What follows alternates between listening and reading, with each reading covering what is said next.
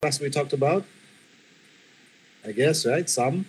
And Ines took another class, I believe, in between. So what I'm going to do is I'm going to continue from my last class and finish that, okay? That segment is called How to Get an Idea. So if we finish two parts, where's my presentation? Wait. Can you see this? Yes.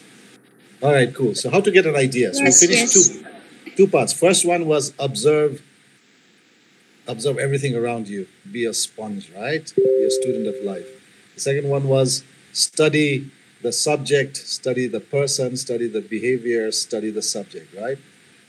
So now the third one is experiment. And I really want to stress this one because a lot of people in Cambodia, and not only Cambodia, in all of Asia, we are not so much into experimenting, you know. We usually tend to follow the masters, the people who already have done before us, and we try to learn from them. But I think you have every chance to be your own person and experiment, okay? So I like experimentation because it gives you something totally new that nobody has seen before, all right? So you've seen this, right? Everybody saw Avengers? Of course. Yes, yes. So what is the Avengers about? It's about a bunch of superheroes. These are human beings who have some kind of superpower because of some reason or the other. And they all form a group and they fight one common enemy, Thanos, who's trying to end the world, etc. This is all fiction, you know. This is not reality at all in so many ways. But then, while we watch part 1, part 2, part 3, etc., we know Spider-Man, we know Iron Man so well, they almost become real for us, right? So the point is create fiction and make it a new reality. I'll show you some other examples. Everybody knows diamonds, everybody wants it, right? But I'm sure you know that diamond is not a rare object. It's such a common thing you can find all over the world. But what this company did, they lied, actually, and they made this slogan called "Diamond is forever." In a way, it's true, because a diamond is one of the hardest substances in the world. It's very hard. You can't break it, right? So it lasts forever.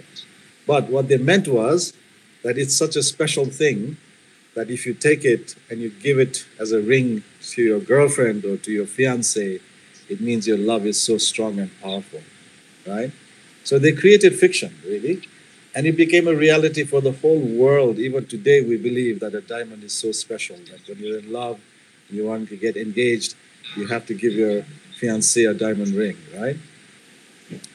Here's another example. In Canada, they had this thing called Shreddies. So the box on the left is how it used to be. And it's a square, it's like a cornflake, really. It's like made from wheat, right? So anyway, it was square. They realized that their product is not selling so well because there were so many other new products coming on the market. And they wanted to revamp their product. So they went to an advertising agency and said, how can you sell our product better? And the agency just did this. They took the same thing, they turned it around and made it look like that. What does that look like? It looks like a diamond. And they called it Diamond Shreddies. They didn't do anything to change the product, to improve the quality or to add something, flavor or whatever. The same thing, they just changed the box. And they made it look like diamonds and said, ooh, this is exciting. It's called Diamond Shreddies. And people started buying the product again and it became number one. So do you know what I mean? They just created an illusion for the people to buy the same thing again just by giving them something exciting to think about the product instead of doing anything to change the product itself. Okay? So all of this... I need to raise one point. You... Please. អ្នកនរគ្នាអាចមើលឃើញ subtitle នៅលើ screen នេះ អត់បានឃើញហ្នឹងគ្រូមិនតែមិនស្ដាប់បានចានិយាយថាបើចង់នេះហើយយើងគេមាន function caption ណា function caption ហ្នឹងទៅវាអាចថាពេលគាត់និយាយអត់សូវច្បាស់អីយើងគឺអាចអានអក្សរហ្នឹងឬក៏ឃើញអាចមានពាក្យ technical អីនៅក្នុងហ្នឹងណាបាទឃើញ caption នេះថាស្រាប់ហើយឃើញគ្រូឃើញចាអាចឃើញវាអាច character or your setting or your event that you think is a bit crazy, that maybe people have never seen before, heard before, but you yourself, you like it so much that you want to make this, to give it to the people to see what they think about it, okay?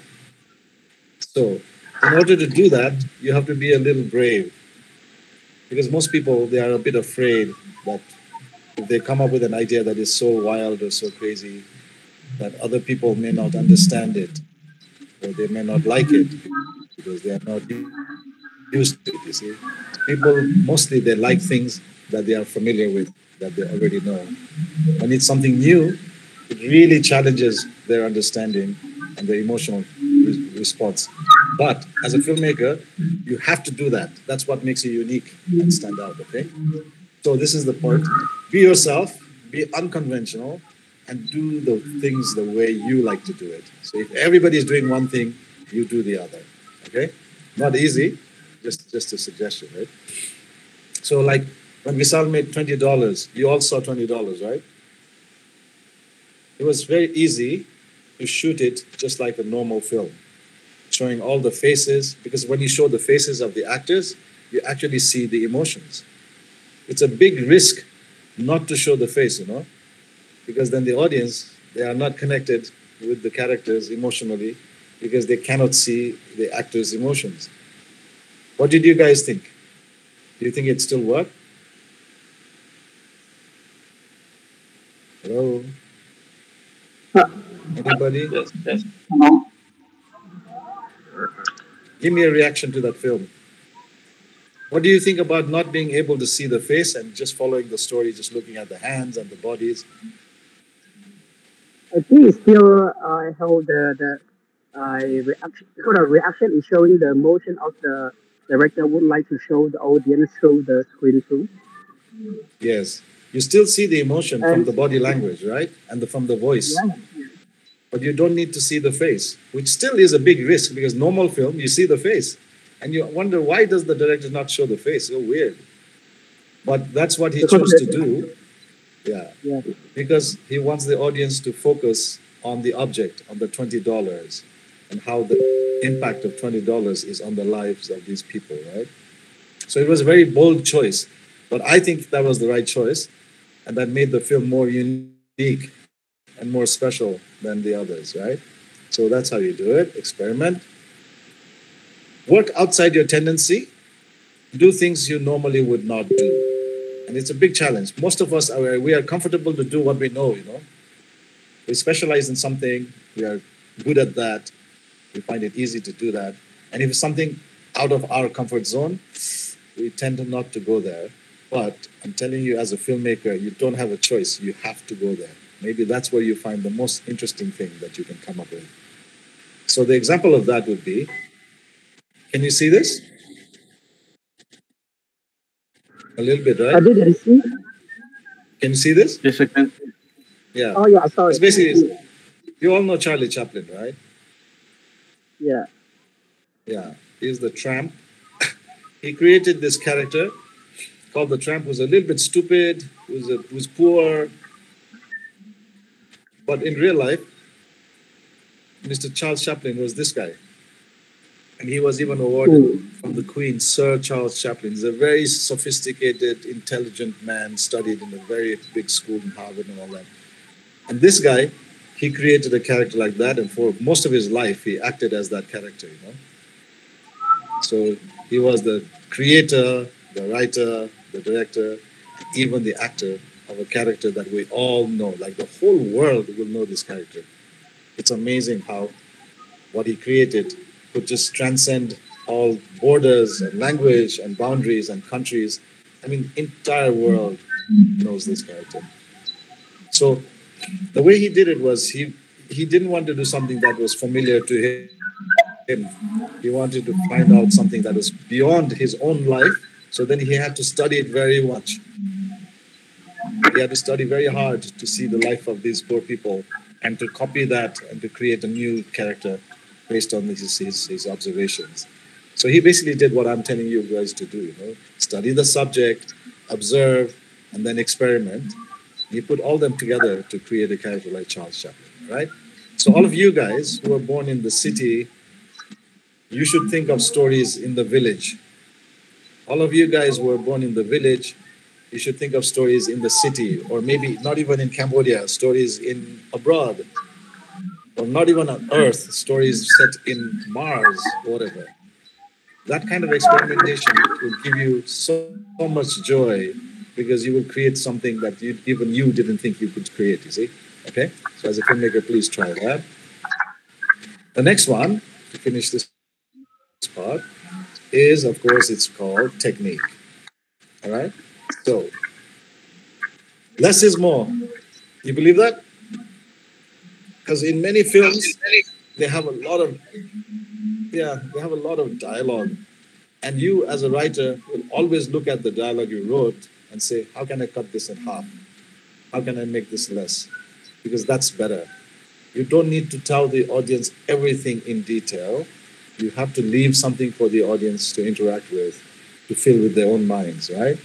So don't say everything. You write it down and you say, okay, now I need to cut this in half or even more. So less is more is one of the best kind of guidance that I can give you. And you realize it is important, especially if you make short films. Because short films have so short time, you don't have a lot of time, and you want to tell a big story. You must be a master in saying things with less. So if there's one shot, one picture that can say it all, stay with that one shot.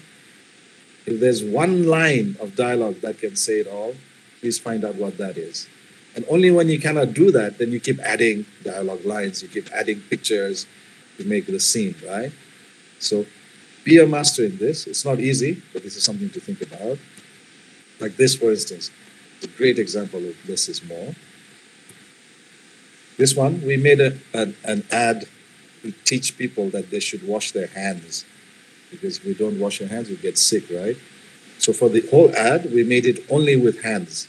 The hands of the mother, the hands of the children, the hands of the father. And we didn't need to show their face or anything. And it worked beautifully because people got the message so clearly and they could see exactly what their hands were doing, right? I don't know if you saw this film. It's by one of the students in our third batch or something. It's called The Bus. And the whole film is shot on a bus. And on the bus, the boy goes there. He's an artist. He's sitting at the back, and he sees another young girl coming and sitting in the front. And they keep meeting day by day on the same bus, going the same way.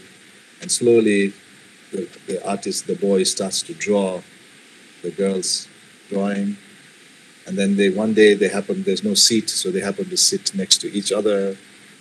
And the boy shows her his drawing. And then you realize that in the meantime, the girl is also an artist, and she has been drawing the boy while she's sitting in the front looking behind.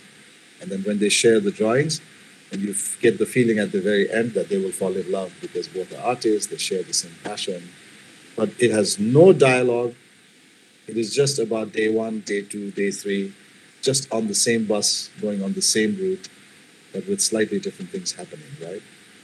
So, and that film, he made it for the first film, and it won the 3rd prize at the National Short Film Festival.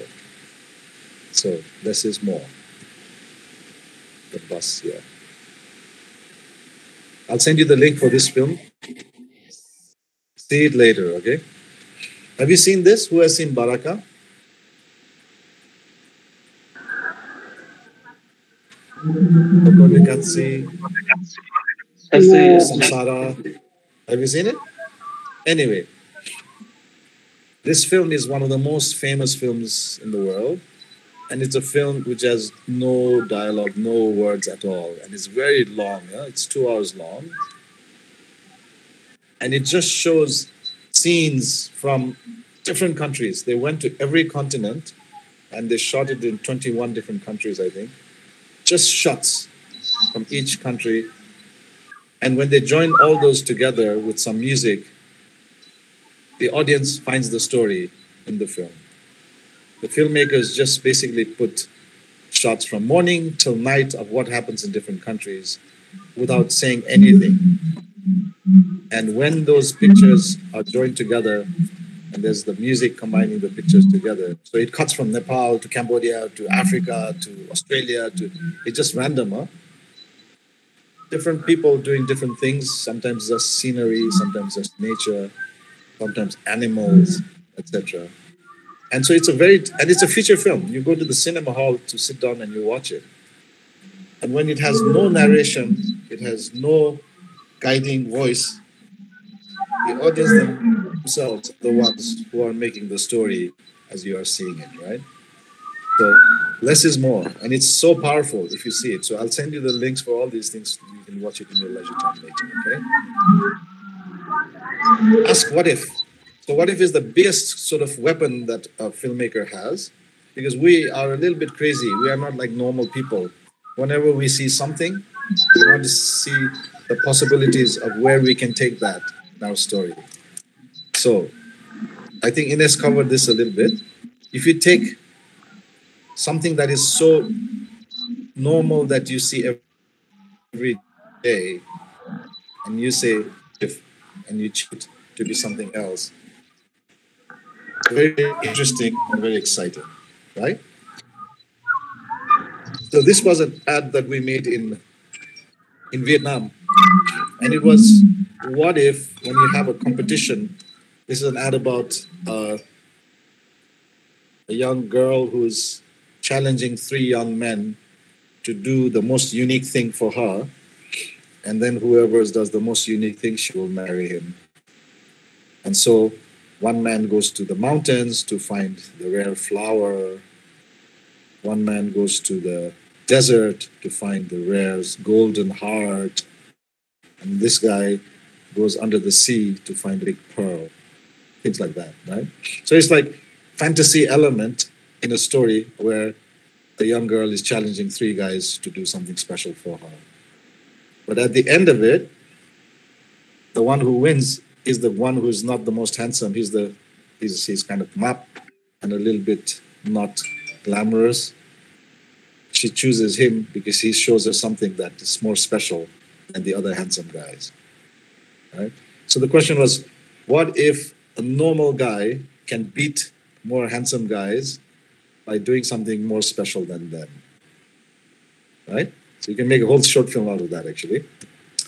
Okay, let's not watch this piece. Keep it simple is very, very important.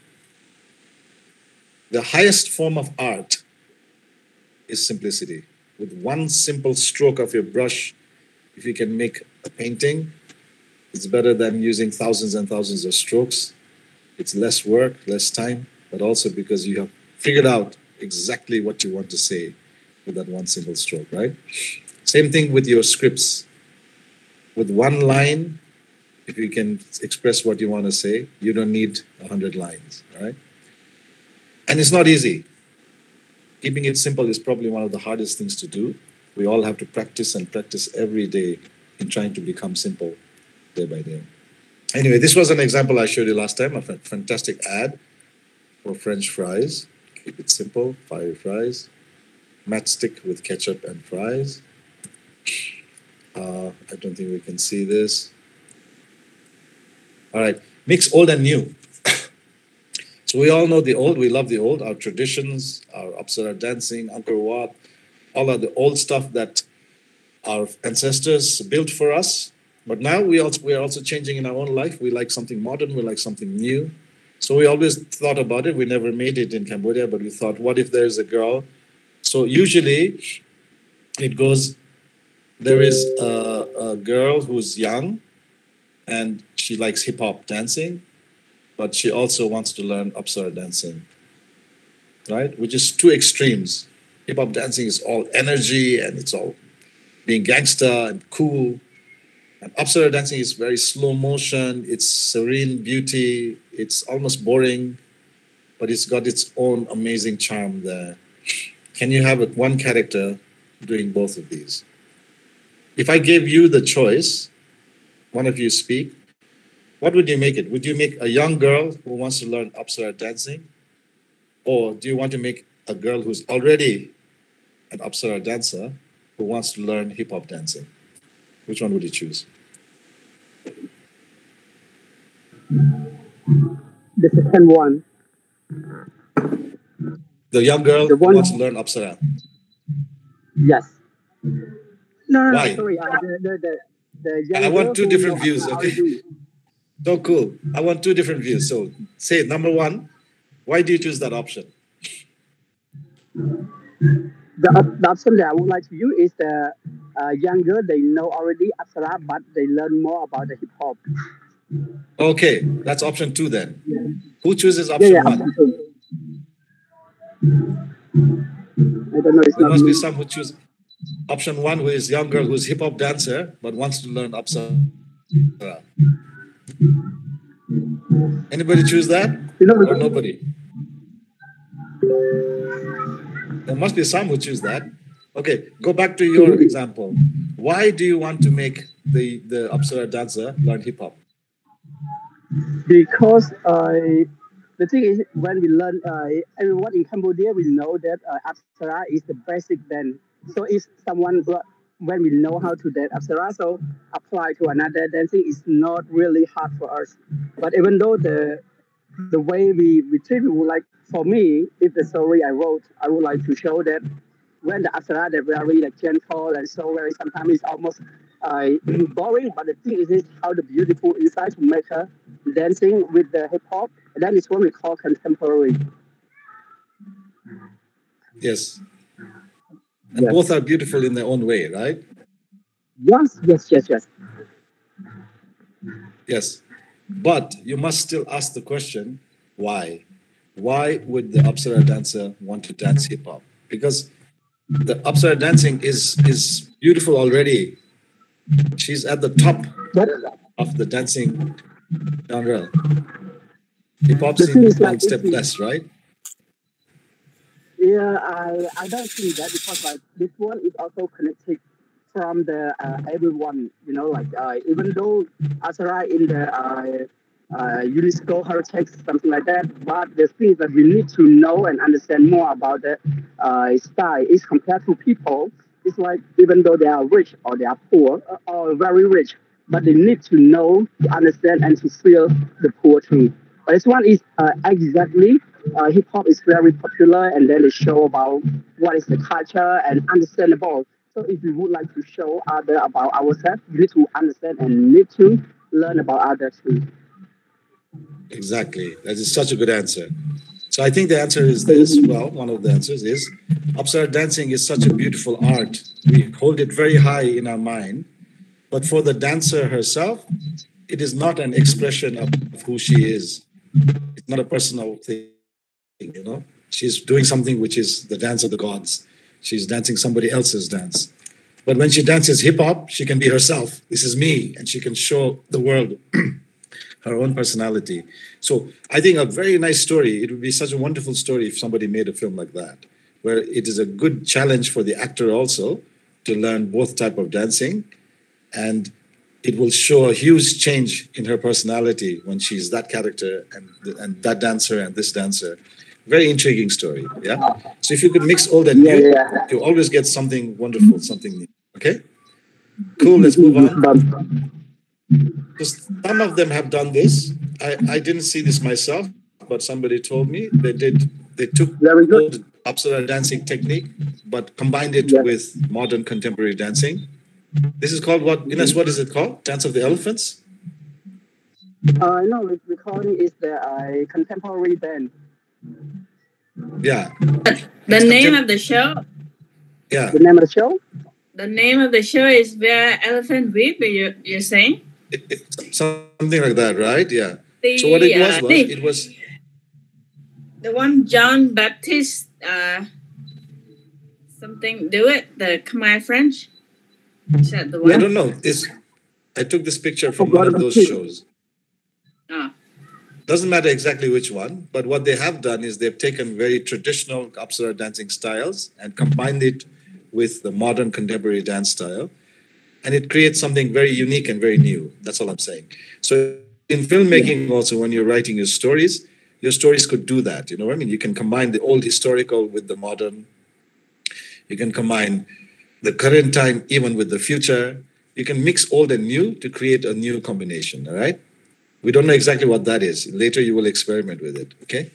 Fine. So Keep it moving. but at this wait, before moving on, at this point, anyone has Any anything question? that is not clear? Miền Oh, ấy you ta don't agree? trong yeah. I know lươn về tới sao bắt toàn này nè. Lươn big, huh? មានតែគេជួយសង្ខេបបន្តិចមកអ្នកយល់ចាំមិនស្រួល Này cái sao anh vô này cái sao anh vô mà thầy vô nó anh vô អ្នកគ្រូជួយបញ្យល់តិចផងអ្នកគ្រូ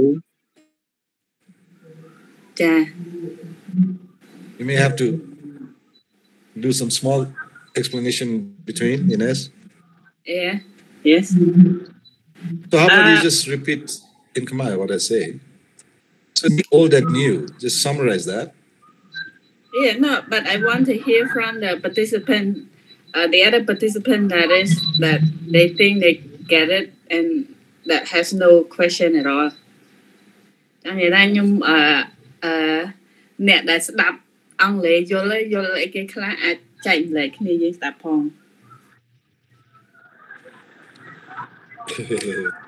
ស្លឹកឈើមិនយល់អ្នកគ្រូ ចាធីរ៉ាទៅមក ខ្ញុំថារកឈ្មោះអ្នកណាមួយទៅបាទនេះឥឡូវខ្ញុំបដ ாய் ធីរ៉ាទេ បងសេរាក៏បានដែរអ្នកគ្រូបងសេរាក៏បានសម្រាប់ខ្ញុំអុយមិញវិញណាពីណាទៅណាចេះ ចាប់ពីឡែនថ្មីបំផុតលោកគ្រូឌីបគាត់បញ្យល់យើងថាពេលដែលយើងមើលនៅភាពពិសេសណាមួយអមថាអ្នកដែលគាត់រៀនរបាំជា specially ក្នុងហ្នឹងគឺរបាំអប្សរាហ្នឹងគាត់ក៏ចូលចិត្តសិល្បៈផ្សេងបែបមួយទៀតដែរសិល្បៈរបាំមួយទៀតគឺបែប hip hop so គាត់សួរពួកយើងថាគាត់ឲ្យជំរិះចឹងសិនថាតើគាត់ហ្នឹងគួរតែនៅតែធ្វើការងាររបស់គាត់ធ្វើតែអ្នករបាំហ្នឹងឬរបាំអប្សរាហ្នឹងឬក៏គាត់ should be choose ធ្វើការប្រកបឲ្យគាត់ធ្វើអីដែលគាត់ស្រឡាញ់ទៀតហើយបងសារាគាត់មាញ់គាត់ជើយកជំរើសទី2ចឹងទៅហើយគាត់និយាយមិនច្រើនណាស់ខ្ញុំចាំអត់ទេគាត់ថាអីដែលគាត់ចង់និយាយហ្នឹងគាត់ចង់ថាយើងបើយើងធ្វើជាខ្លួនឯងយើងធ្វើអីដែលយើងស្រឡាញ់យើងធ្វើការងាររបស់យើងប្រចាំថ្ងៃដែលយើងអាចធ្វើបានហើយយើងយកការងារដែលយើងស្រឡាញ់ជាបំណិនជីវិតចឹងណាអានេះតាខ្ញុំនិយាយសង្ខេបហ្មងហ្នឹងហើយមិនខ្ញុំយល់បានប៉ុណ្ណឹងចានេះអ្នកផ្សេងទៀតទេអ្នកខ្ញុំមើលទៅមានអ្នកជ្រួញចាំហ៎មែនចឹងទេអាចសំភាษអាចស្ទើបងថារ៉ាទីឆ្វេងខ្មែរមកអូនទីរ៉ាបាទខ្ញុំសូមបន្ថែមចំណុចខ្លះពីបងថារ៉ាបន្តិចបានទេទីឆ្វេងចានឹងឯទីឆឌីបគាត់បានលើកឡើងដែរថារបាំអប្សរាហ្នឹងគឺជាផាតមួយ sorry គឺជាផាតមួយដែលគាត់ចូលចិត្តហើយប៉ុន្តែនៅពេលដែលគាត់ learn how to dance hip hop ហ្នឹងទៀតគឺគាត់អាចនិយាយបានថាគាត់rehearsal អីចឹងបងគាត់អាចរាំតាមចង្វាក់ដែលគាត់យកចង់បត់បែនតាមនឹងបានអីចឹងទីច This is what I just catch when he explained his one បងឯសំយោគចេញមកគឺចំណុចដែលគាត់និយាយពីដើមគាត់មិន how to get idea តែយើងរកគំនិតមកពីណាណាយើងនិយាយគ្នាមិនសមមិញបានខ្លះហើយនេះគាត់ចូលលំអិតមកថាតើនៅពេលដែលយើងរកគំនិតសរសេររឿងយើងគួរតែគិតពីអីគេខ្លះហើយចំណុចទី1ដែលគាត់និយាយហ្នឹងគឺអីគេ experiment មានន័យថាexperiment បកស្មាត់បកវាបកពីចោល ដកបទពិសោធន៍ទេគឺថាយើងស្វែងការសាកល្បងលោកគ្រូ ហ្នឹងហើយសាកល្បងអីដែលថ្មីដែលខុសពីវេយ្យាករណ៍ខុសពីវេយ្យាករណ៍ការថតឬក៏វេយ្យាករណ៍អីមួយចឹងប៉ុន្តែវាជាការប្រាប់សាច់រឿងបែបច្នៃប្រឌិតមួយដែលថាឧទាហរណ៍យើងមើលរឿងអីគេរឿង$20ហ្នឹងចឹងថតអត់ត្រូវបើនិយាយពីវេយ្យាករណ៍រឿងវេយ្យាករណ៍ cinematography វិញវាអត់ត្រូវទេវាកាត់ក្បាលកាត់អីចោលអស់លេងតែយើងមើលរឿងកហ្នឹងអញ្ចឹងយើងឃើញតែក្មេងទេមនុស្សធំអត់ឃើញទេដាច់ក្បាលដាច់អីអស់លេងត្រូវដែរបើយើងយកទៅឲ្យខាង DP គេមើលហើយនិយាយថាវាជាវេយ្យាករណ៍នៃរឿង90%គឺអត់ត្រូវទេព្រោះត្រូវមានហេតុអីបានទៅថតដាច់ក្បាលគេចឹងណាតែយើងយល់គ្រប់គ្នាចឹងណាប៉ុន្តែអាហ្នឹងគឺបើយើងសម្លឹងទៅវាជាបើយើងនិយាយពីខាង script ឬក៏ concept របស់សាច់រឿងវិញវាតកតងថាតើចេញពី perspective អ្នកណាគេចេញពីកសែភ្នែកអ្នកណាគេតើសាច់រឿងហ្នឹងគឺជាសាច់រឿងរបស់អ្នកណាគេចាឧទាហរណ៍ដូចនៅក្នុងរឿងរឿងសក់ខ្មែរដែលអត់មានសលេងហ្នឹងអញ្ចឹងគឺវាជា perspective របស់កូនក្មេងណាភ្នែកគាត់មើលបានត្រឹមណាអញ្ចឹងយើងការច្នៃប្រឌិតរវាងconcept នៃរឿងហើយនឹងcinematography គឺវាតកតងគ្នាណាវាអាហ្នឹងវាជាបងប្អូនគ្នាឯងវាអាចចែកដាច់ពីគ្នាបានទេអញ្ចឹងនៅពេលយើងសរសេររឿងយើងសម្លឹងមើលថាតើសាច់រឿងយើងបើយើងចង់ experimental តើវាចេញមកពីអីចេញមកពី perspective អ្នកណាគេបើជាក្មេងយើងថាPOV point of view កសែភ្នែកកៅភ្នែករបស់កូនក្មេងមើលបានត្រឹមណាគាត់មិនដែលដាក់ឲ្យងើយក្បាលមើលរហូតទេណាអញ្ចឹងភ្នែកហ្នឹងគឺជា lens របស់កាមេរ៉ាណាអញ្ចឹងអានេះគឺជាប្រភេទ experiment មួយដែលអាហ្នឹងគឺវាអត់ចាំបាច់ឲ្យត្រូវវេយ្យាករណ៍របស់ឲ្យត្រូវវេយ្យាករណ៍ 100% របស់ cinematography នៅពេលយើងរៀបប្លង់ហ្នឹងគឺវាតកតងគ្នាជាមួយនឹង concept រឿងតកតងគ្នាជាមួយនឹង perspective របស់តួអង្គរបស់យើងហើយមួយទៀតគឺគាត់និយាយអំពីអីគេ less is more ណា less is more ហ្នឹងមានន័យថាអីគេទៅ less is more តែច្រើនគឺគាត់បាននិយាយថាយើងនិយាយតិចប៉ុន្តែយើងបង្ហាញជា visual ច្រើនចាបញ្ញាទៅមិនដែរ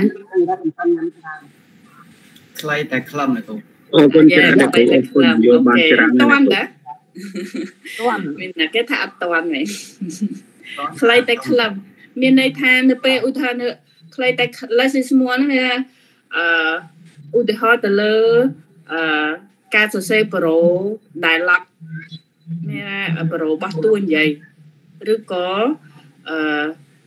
រូបភាពអីណាមួយបើថាចង់និយាយថាឧទាហរណ៍ថាយើងនិយាយថាតួអង្គរបស់យើងហ្នឹងរៀបការហើយតែយើងធ្វើម៉េចដើម្បីបង្ហាញថាគាត់រៀបការហើយដែលរូបភាពតាមមួយសន្លឹកទេឬក៏មួយប្លង់ទេដែលអាចប្រាប់ថាគាត់រៀបការហើយដោយមិនចាំបាច់បងឯងការហើយណាមិនបងឯងធ្វើចរិតចឹងទៀតវាវិញហើយប្រាប់ព័ត៌មានច្រើនឧទាហរណ៍ថាយើងអត់មានពេលអត់មានស្អីទាំងអស់តែយើងប្រាប់ថាម្នាក់ហ្នឹងរៀបការហើយដល់របៀបណាណាអញ្ចឹងក្នុងភាសាភាពយន្តគឺ less is more ហ្នឹងគឺវាសំខាន់ពេលមានតែមួយប្លង់ទេប៉ុន្តែអាចប្រាប់សាច់រឿងបានដូចម្សិលមិញដែលលំហាត់ដែលយើងបានធ្វើរូបភាពស្រី2នាក់ហ្នឹងអញ្ចឹងមានតែមួយប្លង់ទេតែវាមានន័យច្រើនវាអាចប្រាប់សាច់រឿងយើងបានច្រើនអញ្ចឹងនៅពេលដែលយើងសរសេរឬក៏យើងនៅពេលយើងសរសេរអត្ថបទភាពយន្តឬក៏នៅពេលយើងចុះផលិតអីចឹងគឺព្យាយាមស្វែងរកless is more ហ្នឹងណាហើយមួយទៀតអីគេចេះឌីបើហូបបាត់ហើយmix old and new គេថាលាយណែនៅពេលយើង អីគេទៅមានតែគេយល់ ភាពបុរាណឬក៏ចំណាស់ជាមួយនឹងភាពដែលត្រង់សម័យ Yes អញ្ចឹងឧទាហរណ៍ដែលគាត់ឲ្យហ្នឹងអាចថាតួយើងអាចគិតពីតួអង្គដែលរៀនមានថាគាត់ជាអ្នករាំអប្សរាប៉ុន្តែមែនតើគាត់ចង់អីគេគាត់ចង់គាត់មានចំណោមមួយទៅគឺខ្លាយជាអ្នករៀន hip hop អីចឹងទៅហើយអាហ្នឹងវាធ្វើឲ្យមានអីគេ contrast នៅក្នុង character របស់យើង contrast នៅក្នុងសាច់រឿងរបស់យើងឧទាហរណ៍ដែលគាត់ឲ្យហ្នឹងគឺអីគេរបាំសហសម័យគឺគេលាយអញ្ចឹងវានៅពេលដែលយើងនិយាយថារបាំសហសម័យគឺវាលាយជាមួយបុរាណហ្នឹងសម័យទំនើបណាមានថា expression របស់movement របស់អីការរាំណាអញ្ចឹងបានធ្វើឲ្យរបាំសហសម័យហ្នឹងវាមានថាមានការតាក់ទាញថ្មីអីមួយអញ្ចឹងនៅពេលដែលយើងធ្វើរឿងក៏យើងគួរតែសម្លឹងទៅលើចំណុចទាំងអស់ហ្នឹងដែរណា I think that this is it right ខ្ញុំមានបាត់ផ្នែកណាមួយ Yeah, and when we say mix old and new, it doesn't only mean old traditional with the modern. It means old ideas, old people with new people, right? It'd be so interesting if you have a story where the daughter is hip hop dancer and the mother, she says, I want to learn also. Take me to your dance club. And then it's so embarrassing for the daughter to bring her mother because she knows she cannot do it. It's so embarrassing to bring your old mother to a dance crew.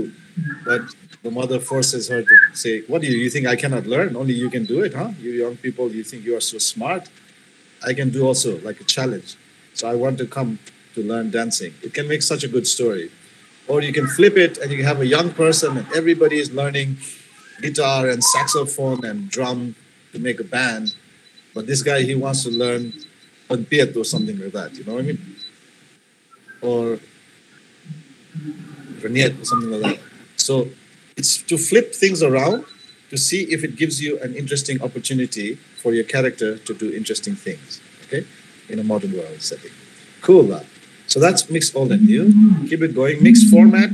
Some of you have very good talent with animation, and then you can mix live action and animation. In a real world, you can have one animated character like Pokemon or whatever. And if you mix those two, it always makes a very interesting storytelling, yeah? Because it's unique and it's new, it's fresh. Okay, mixed genre. So you know, Ines told you about genres. The most popular genre in Cambodia is horror comedy. So they mix comedy and horror, and it makes it more fun because it's not just only scary, it's very funny also. The other popular mix of genre is romance and comedy, romantic comedy. There's romance, there's love, but also it's funny. People like that more. But there's any different types of combinations that you can make also. It's up to you what you want to try out, what you want to test. So test something that hasn't been done before. Those are the established ones. Romantic comedy, horror comedy is done. So maybe you can think of saying, how about I do an adventure romance, which also has been done before, I think. Or what would be a new mix of genres? Do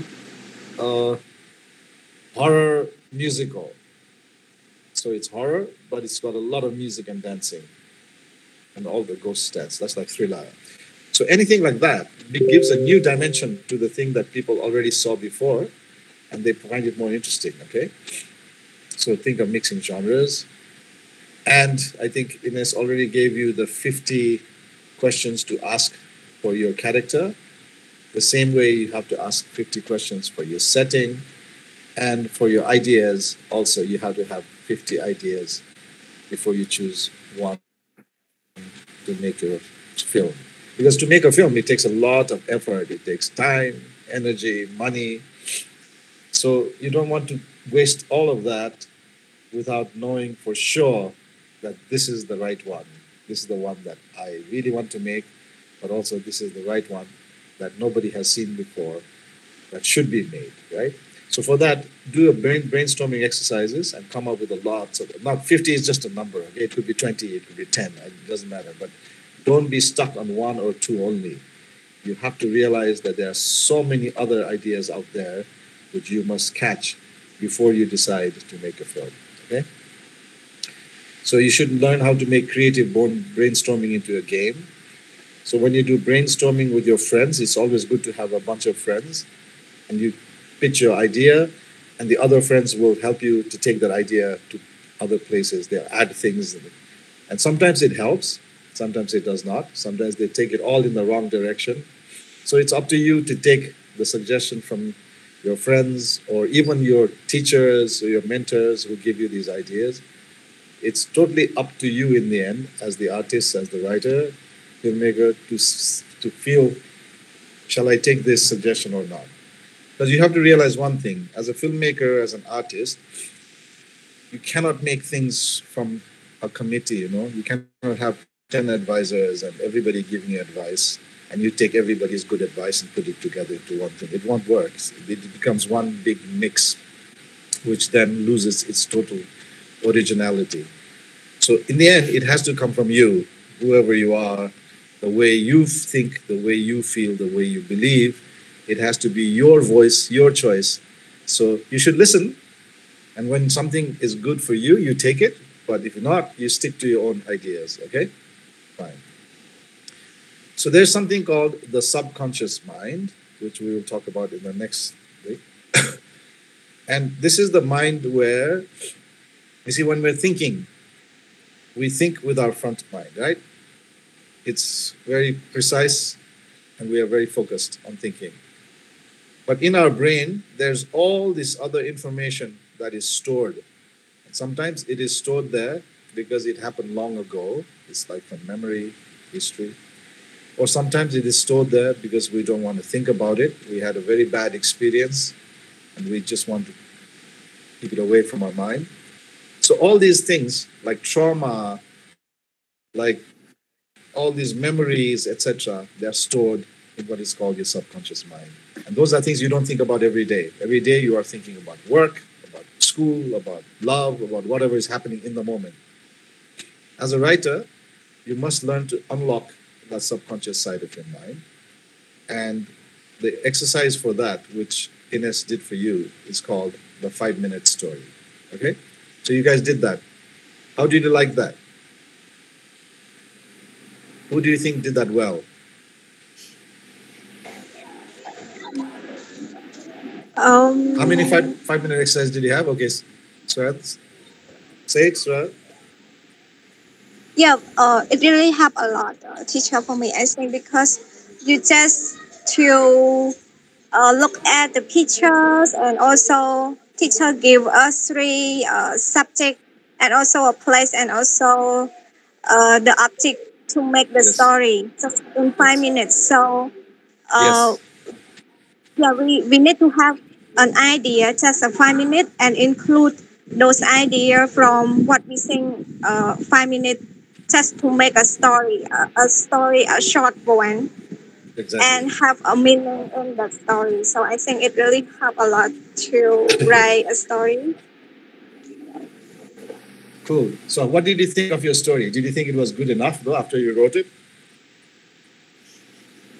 Was it a good story? Yeah, I think for me it's better than I wrote before. Like I wrote, my story is very long, but Yeah. when I go back to read it again, I think that the one that I just write in 5 minutes is better than that one. It's very long. Good. So good to hear that. Yes, Tera, you were saying Yeah. something?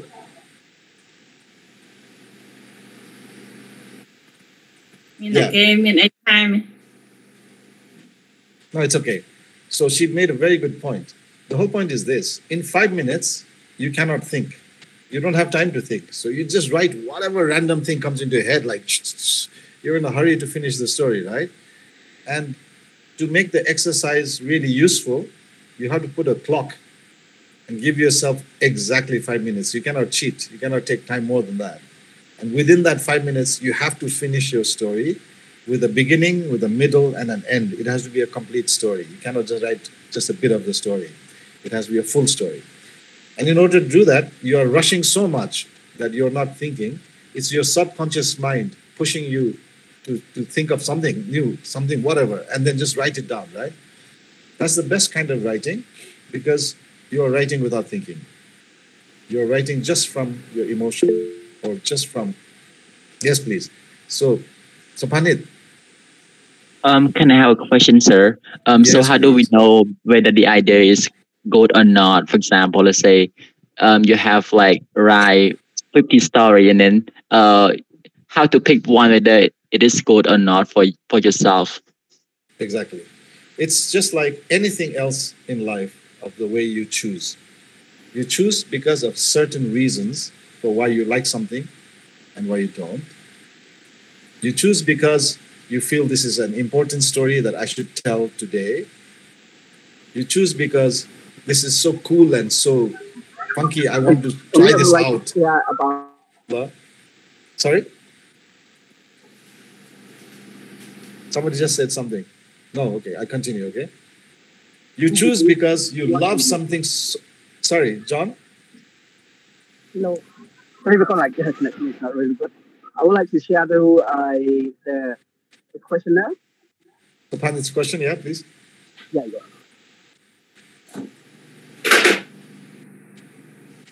I just would like to reply about the question of he asking because like in my experience, the first I also had the same question, but the thing is like when you write down all you don't care about anything, and after that you're gonna surprise by yourself because like you don't know why. Actually, I really like this. It's not like that because you're writing from your subconsciousness, and this one is the exercise and what is to make the reality and to make the good thing about like inside you. And Exactly. no one gonna check you check by yourself because like you see it, you understand about. Oh my God, you're gonna say that for sure. Exactly. So cool. Thank you for the answer. Yes, the 5-minute, I really encourage in all my classes, I used to teach that. And I encourage you guys to do it every day. Every day you can make 5 minutes, whether you're in a cafe or at home, anywhere.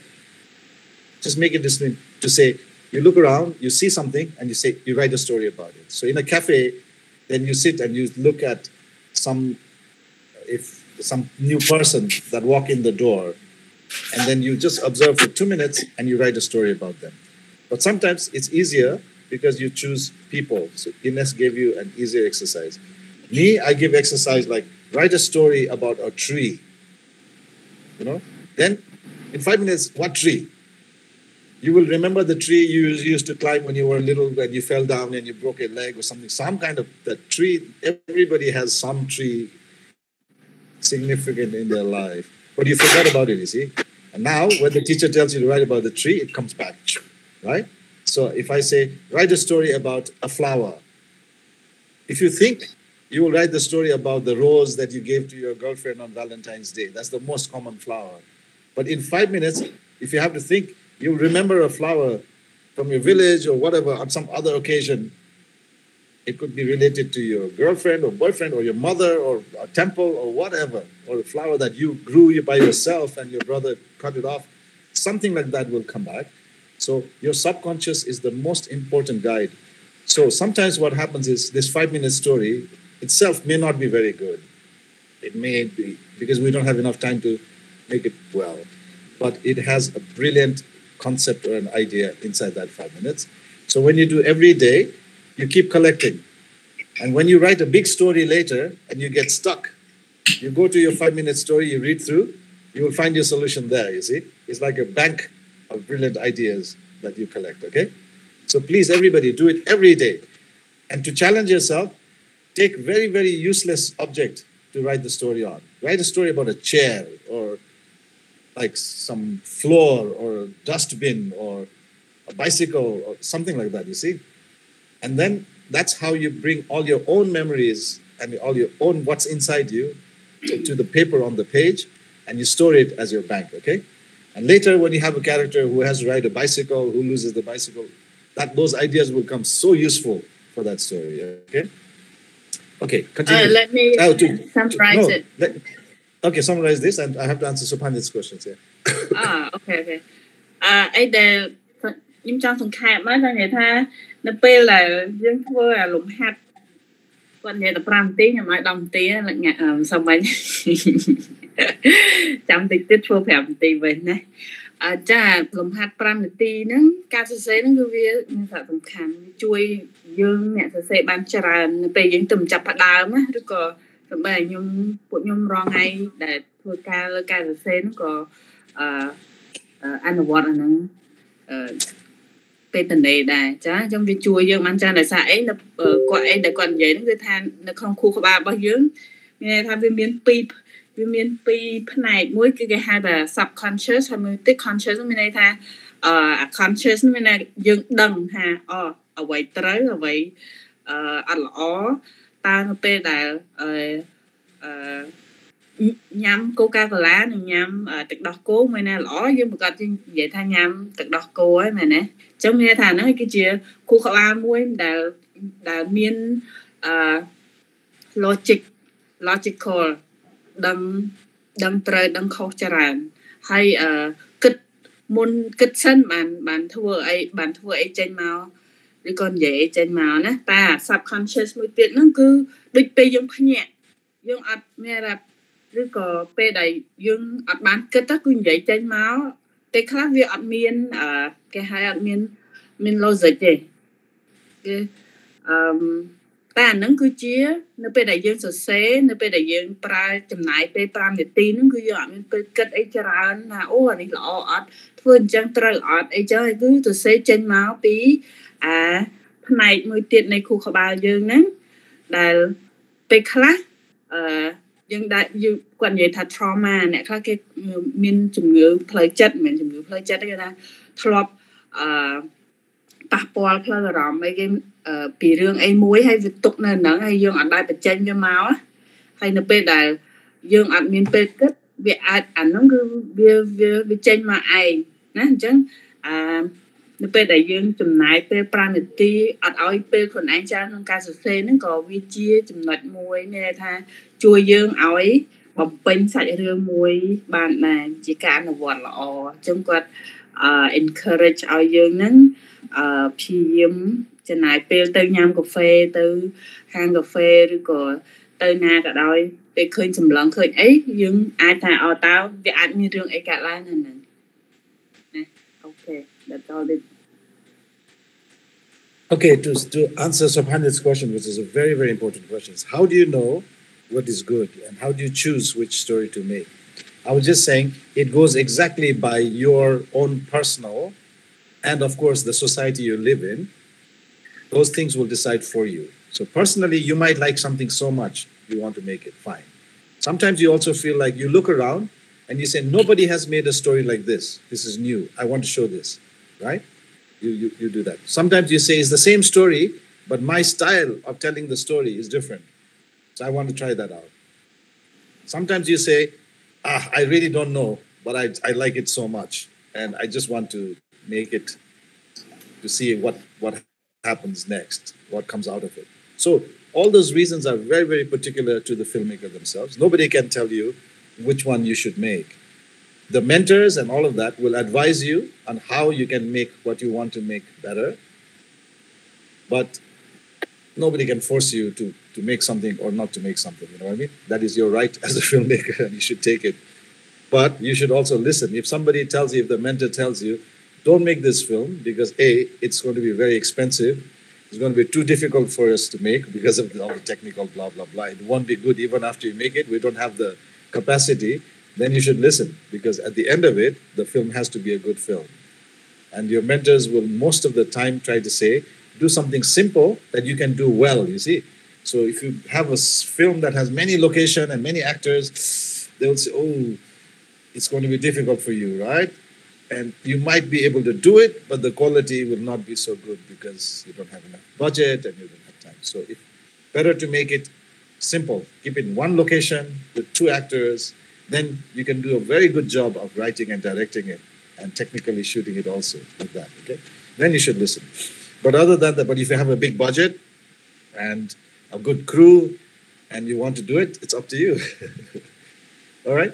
So does that answer your question, Smanit? Okay, let's move on. The next hour we have to spend on how to write the script. Okay, this was all about how to get an idea, first of all. And for me, I find that's a serious problem. A lot of people, they always start with, I would not say it's a wrong idea. There's no right and wrong in filmmaking as such. But also, I feel like they could come up with ideas better than what they come up with so fast. So sometimes you have to take a little bit of time to come up with 50 ideas and do a selection. If you do only one or two ideas that you have immediately, it's risky because there are so many people in the world who are thinking all the time and making things, and you always feel that it could be something somebody has already done before. So please test your idea against the other people's ideas a little bit as well. But for me, the interesting films are those that I haven't seen before. So interesting character, which I haven't seen before. Interesting setting, yeah, and interesting events. But it's difficult to make the events different all the time because it will be about two people falling in love. I love love stories, but then the characters have to be interesting. They have to be different, right? So you can take Romeo and Juliet and say, I want to make Khmer version of Romeo and Juliet. That I want to see. That's interesting. I say, how are you going to adapt it? It'd be cool, right? You can make it very Khmer style. Or you can take Theo and say, I want to make this in 2023. That's interesting. Okay, how are you going to adjust all of those old things into new? There's a creative element in that story. I know the story already, but I'm still interested to see your story, yeah? A lot of the stories that are written in short story form in Cambodia are, I think people want to make the story important for society, so they always choose very important subject like poverty or health or whatever. And a lot of the films start becoming very similar. It's always about a poor family who don't have enough to eat and they're suffering and something happens to them. Or it's about a young girl who wants to go to school but doesn't have money to go to school and has to work at some factory or something like that. And so what you should do as writers is you should, find out what's happening around, watch all this stuff and say, okay, I still want to make a film about a young girl, but I want to make it different from what these stories have already told. So for that, you have to have a bit of research to find out what others have done already, okay? Cool. All right, let's move on to now how to write a good script. Let's go out here. All right. So, so do you know this guy called Alfred Hitchcock? One of the most famous filmmakers in the world. He used to make these really black and white thriller films way back in the 50s. And he says to make a great film, you need three things: script, script, and script. Meaning, if you have a good script, the rest of it, the technical side, etc., even if not so good, it will still be a good film. But if you have a bad script, it doesn't matter how cool your camera work is, how expensive your camera is, you may get the latest Arri with color correction and all that, it just won't matter. Okay? So the story is the most important. All right, Ines already did this with you. For me, the most important always is the character. I want to see an interesting character in the film. And to build an interesting character, you have to ask those 50 questions. So I hope you're doing the exercise for that. She told you about this. Among these, the most important one for me are what's inside the character. On the outside, they may look one way or the other. They may look funny. They may look cool. They may look this and that. But what really defines the character is how they think. What are their dreams? What are their ambitions? What are their desires and their goals? Yeah. So please work on developing that a lot. Okay. Because it could be a handsome guy and he could be a nice guy. It could be a handsome guy. He could be a nasty guy. It could be a handsome guy who wants to save the world. It could be a handsome guy who wants to cheat everybody and make money only for himself, right? So the outside look is important, but not as important as how the people think from the inside. All right? So work on that. I think she gave you this example as well. So it could be a teacher who's young teacher, handsome teacher, but he's very cruel to his students.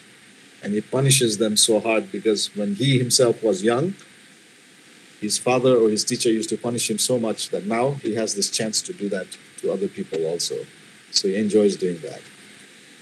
Can you believe a character like that? Yeah, of course, Yeah. I believe it. Have you seen people like that? For sure, I used to experience my teacher like this. See? So you think, yeah, because the old teacher usually is the tough one, right? The old teacher is the one who's strict and hitting the kids and all that. And young you think would be understanding, but no, sometimes it will be the young one also the same way. But because you give him a good backstory, what happened in his past, it explains why he's behaving like that in the current time, right? So you can do a combination of these things, move it around. And each time you do that, you get a very interesting possibility for a story character. So you can get a farmer who's educated. You know what I mean? So how can you get an educated farmer? Because he went to America to study blah, blah, blah.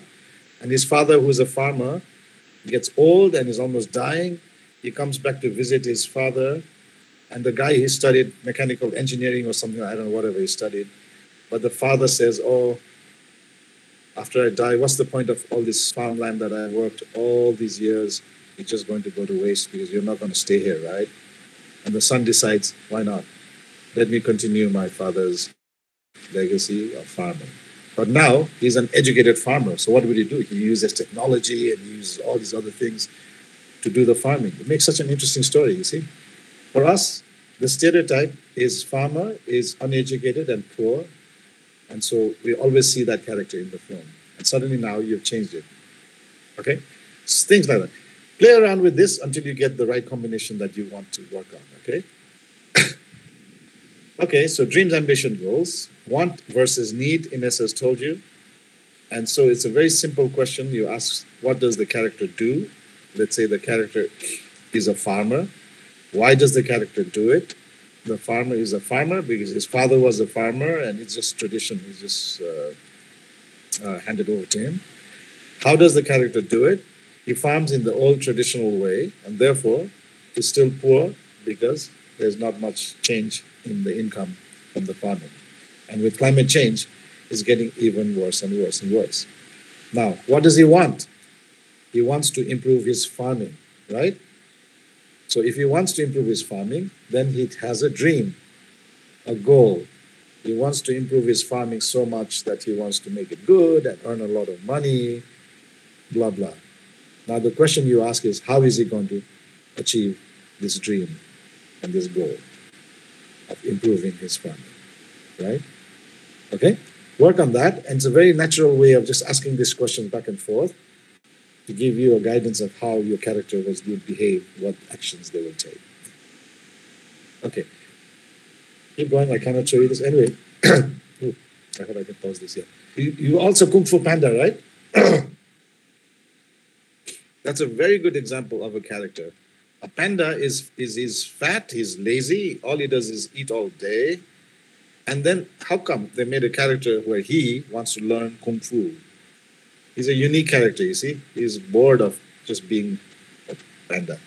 And he wants to be something special. And he loves Kung Fu so much. He's so cute. He's like innocent guy who wants to learn.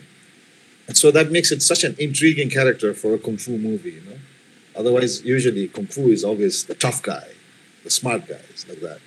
So they make the underdog who wants to learn something which is quite impossible for him to learn. So this is an example of put an ordinary character in an extraordinary setting. So Panda learning Kung Fu is almost unbelievable. And then when he does that, there are so many funny moments. There are so many like bittersweet, sad moments that we feel emotionally sorry for the panda. So just by coming up with the panda as the character for this movie, that was a genius stroke from the writer, you see. They could have chosen any other animal, but they chose that. Also, a panda is very Chinese, so that was also brilliant that they put it in the roots of the culture. All right? So you guys also have to do the same thing. Keep thinking. So when you create a character, you can say this character is good or this character is bad or whatever. If you say the character is good, you have to prove it. It's called the psychophysical process. The psycho is psychological and the physical. Meaning, in the story, when you watch the film, we cannot hear this person thinking. We cannot know what's going on in their mind. The only way we know is by what they do. So every physical action is going to support what the character is thinking or what the character is feeling. All right? So if a character feels sad, they cry. When they cry, we understand this person is sad. If a character is angry, they will punch the wall with their hand, even if it hurts them. Or they will break something, or they will throw the glass. That action will prove that the character is angry. If a character is in love and is thinking about his love, you cannot just show the character sitting in bed and smiling and looking at the sky, you know what I mean? Or the ceiling. Well, you can for a short while. You start with that. But to prove that he's thinking about her, you have to have him do some kind of action that proves it. Okay? So the action is not lying in bed and thinking about her. In the script, you can say, right, Kira is lying in his bed thinking about Ani or whatever, how beautiful she is. He remembers her beautiful eyes and her hair and this and that. Fine. But in the film, how does the audience know that? You have to convert that into a physical action that shows us that's what he's thinking of. Okay? So every action a person takes, it has to have an objective. So every action is led either by love or hate or desire or anger. Is one of these things that makes us do things. If somebody is running on the street, we always turn around, we wonder why. Why is this person running? There's always a reason for why that person is doing that. And it could be that this person is running to catch the bus. So it seems simple. Okay, the person running to catch the bus. But then you ask, why is that person, it's so important for him to catch the bus? Because if he doesn't catch the bus, he will miss his girlfriend at the airport and she will fly before he meets her. Something like that, right? So then that objective is what makes this person run. So it's not just simple running. This guy is running like crazy now because that is the most important running he's doing in his life. Yeah? So always attach the action to something. Okay? Clear? I will send you the link to see this film later and we'll talk about next class. Yeah. Make the audience believe that your character has no choice but to do and say the things they do. Yeah, so the example of that would be this guy.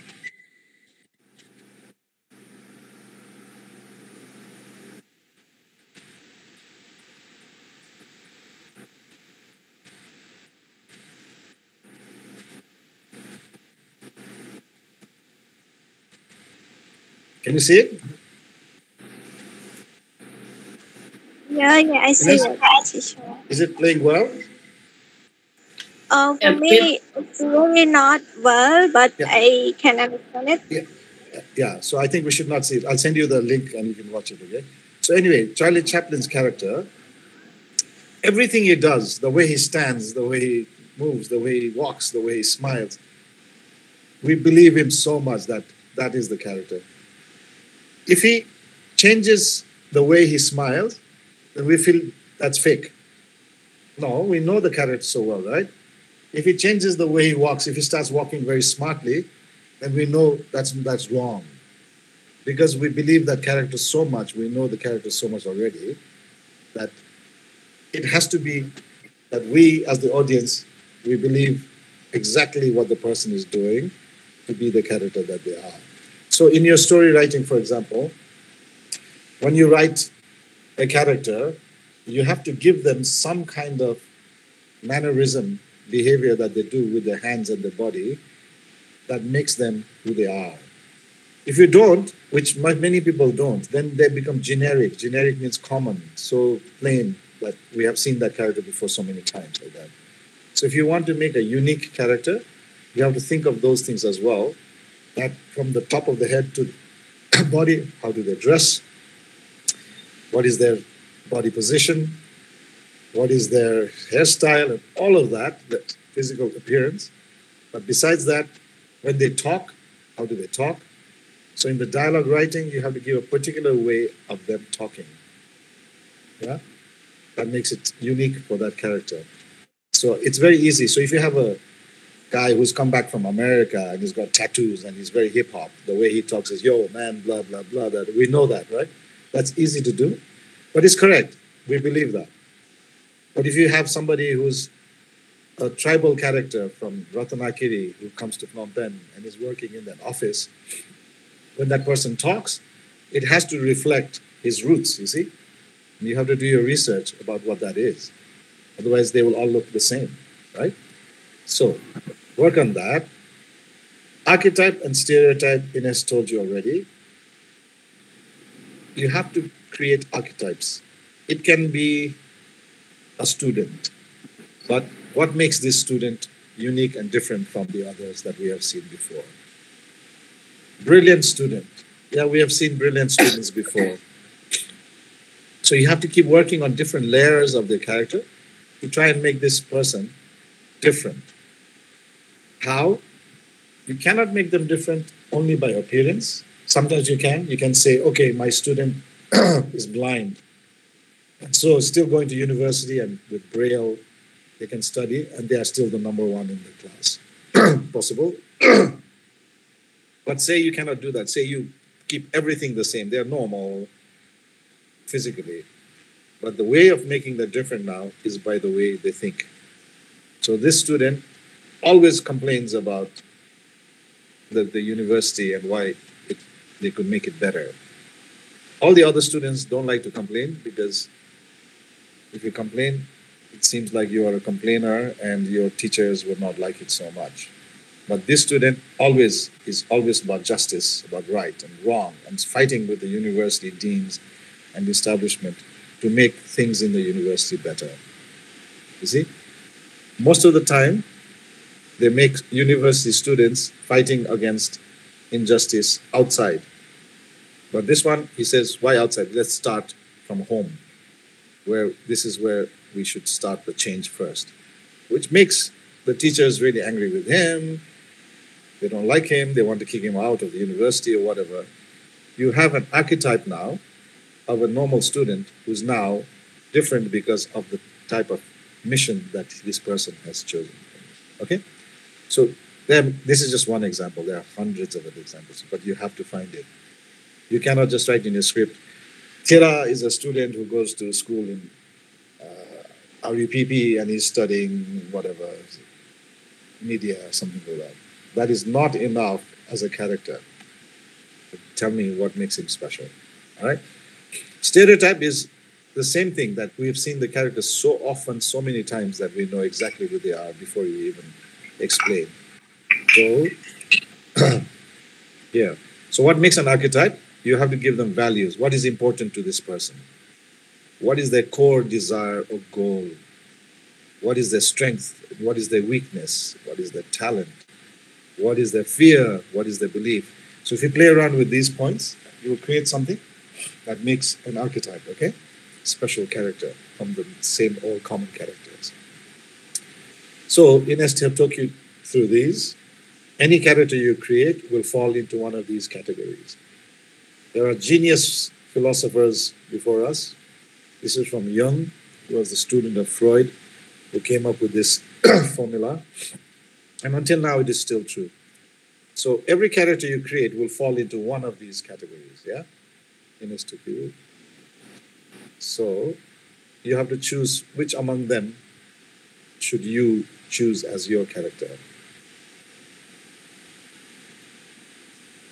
What is the most common character that people choose? They choose either every man, like a poor farmer, this and that, who's also an innocent, and then some rich big Chinese company wants to come and take his land and he has to fight to keep his land. That's one story. Other stories are about James Bond and heroes who want to save the world and blah blah. The character is a hero, you know. They cannot stop themselves from getting involved even in other people's problems. So a hero character will be like this. On the bus, let's say some boy is harassing a girl and everybody keeps quiet because it's not their fight. And if they get involved, it just creates a lot of trouble. But a hero character cannot stop himself from intervening and say, hey, don't do this. And even when the hero character knows that they will lose, because the hero character can be very thin and small, and that guy might be very tough and big muscles and all of that. A hero character, even at the risk of losing, will still not be able to say no. He cannot just sit there and watch. He will get involved. And by getting involved, he'll get beaten up and everybody will laugh at him, and etc. But that is a hero character, you know what I mean?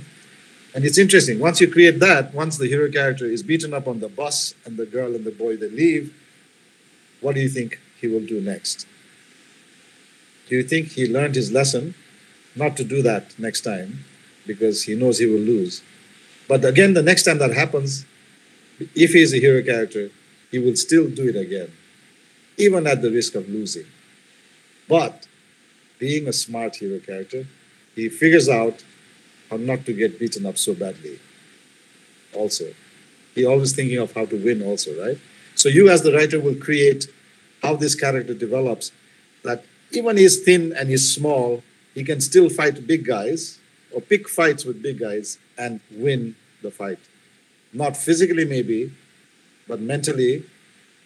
Not physically because he can fight himself, but he can get everybody else on the bus to support him, something like that. And then in the end, he's the winner. Okay? So if you choose any of these characters, each character has a profile, which Ines will share with you later, and you have to stick to it. Okay? All right. Now let's go to senses. So we are all blessed with our senses. Luckily, if we have it all together, some people are born or have disabilities, but in a normal case, we have all of them. So we have sight, we have smell, we have touch, we have taste, we have hearing, and we also have sixth sense, right? It's called ESP, extrasensory perception, which means sometimes you just feel something, like if you feel a ghost, like you feel so cold and you know, oh, there's something wrong in this room or in this house, right? It's like Spider-Man who has sixth sense. Every time there's danger, he can feel it, and then he goes to save the girl. So in your story, you must use these as much as possible, right? I see in many Cambodian stories, people just do things very in a normal way, and they just talk and they do this and they do that. But I don't see them using these beautiful kind of opportunities to tell the story in a deeper way, you see? Okay? Think about it. Setting, Ines already gave you, you know what it is, but you have to ask 50 questions saying, why am I setting my story in this place? Right? Why? So you say there's a poor farmer. Question is, where is the poor farmer living? You have so many choices. Then you say, oh, let's say Pursat. And you still have to ask, why Pursat? There must always be a reason for why you chose a certain place and how that thing is going to help your story in a good way to enhance the story. Okay? All right. So do that. So we made a film. So setting and character, yeah. So we made a film. Sometimes the setting becomes a strange thing because we made a film about, it's called The Traveler. It's about a guy whose girlfriend inspires him to take up photography, to buy a camera and to start taking pictures. And they plan together that they will travel to every province in Cambodia to go and take pictures. But she dies. And so this guy alone gets on the train and he goes to different places, to every province in Cambodia, taking pictures all the time, just to fulfill the dream that he and his girlfriend had, right? So you wonder, the character is very good, very good backstory. He is sad and he's doing this for himself also. He's doing it for his girlfriend. And he keeps, in this story, he keeps talking to her as if she's still alive. And he keeps saying, oh, now I'm in Battambang now. I'm in different places, and it's so beautiful here, and I'm in Bokor. So he keeps taking pictures and talking to her as if she's still alive. And it's him trying to keep her alive in his own mind and in his own life, right? But the setting keeps changing all the time. Sometimes in the train, sometimes in the bus, sometimes it goes here, sometimes it goes there. So in this case, what happens is the character is the one that is taking us to these different settings and showing us the meaning of those settings, of what they mean. The settings themselves don't do much. They are just Bokor. They're just beautiful. And they're very short in the film. So they don't have a big impact on the story because he just keeps moving from one place to another. But in this case, it works because of the story, the way the events are created, that he wants to go to every province. And so even though the setting is for a short time, it still has an emotional connection for us because of the character and why he's there. Okay? So that's one example. Any questions? Ines, am I doing okay? Ooh.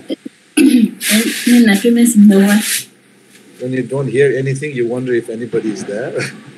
Okay, keep it going. So far, so good. No, you're just doing concentration in your explanation. Yeah, okay, thank you. Okay, event. So you know what event is? It's the things that happen in the story. So I think this is the most important part that we have to focus on for today and the rest of the time. It's a very simple way to make a story. You have one character who has a desire. He wants something, wants to do something, wants to buy something, wants to go somewhere, whatever that desire is. The moment the character has the desire, he cannot just desire and sit in bed expecting that to happen. He has to do something to get it. So he will do it because it's like human, right? When we want something, suppose I'm hungry, I want food, and then I try to find it nearby. I cannot find. In my house, there's no food here. Then I have to go to a restaurant or I have to call, whatever. I do something to get the food that I desire. And if I don't get it, then I have to do more and more extreme action to get it because I'm getting more and more hungry. So I'll give you an example. First, I want food. Easy. I get up, I look in my fridge, there's nothing. I look around the house, nothing to eat. Okay. This next easy thing is I'm lazy. I pick up my phone and I call delivery. But today, for some reason, there's a festival and blah, blah, blah. Delivery service is closed. Oh, now I have to do something. I cannot just stay hungry. So I then have to get out of my house. Where do I go? I walk out to the restaurant that is closest to my house because I want to eat fast. And it's closed. Then I have to walk more. And the next one is closed. Now I'm getting really hungry and I'm getting really angry also. Saying, what's wrong with this place, man? But I cannot forget my hunger. So I have to do something. Then I see I have to take a taxi to go far away to whichever restaurant is there. And then there's no taxis there because it's the holiday. Then, because I'm so hungry now, I'm almost breaking down. I've walked so far, blah, blah. I see a beggar on the side of the street eating something that somebody has given them. You know, at that time, I would even think I should steal that food from that beggar and eat it, you know what I mean? Because I'm so hungry now, I'm desperate. But being a good guy, that goes back to my character, I don't want to steal the beggar's food.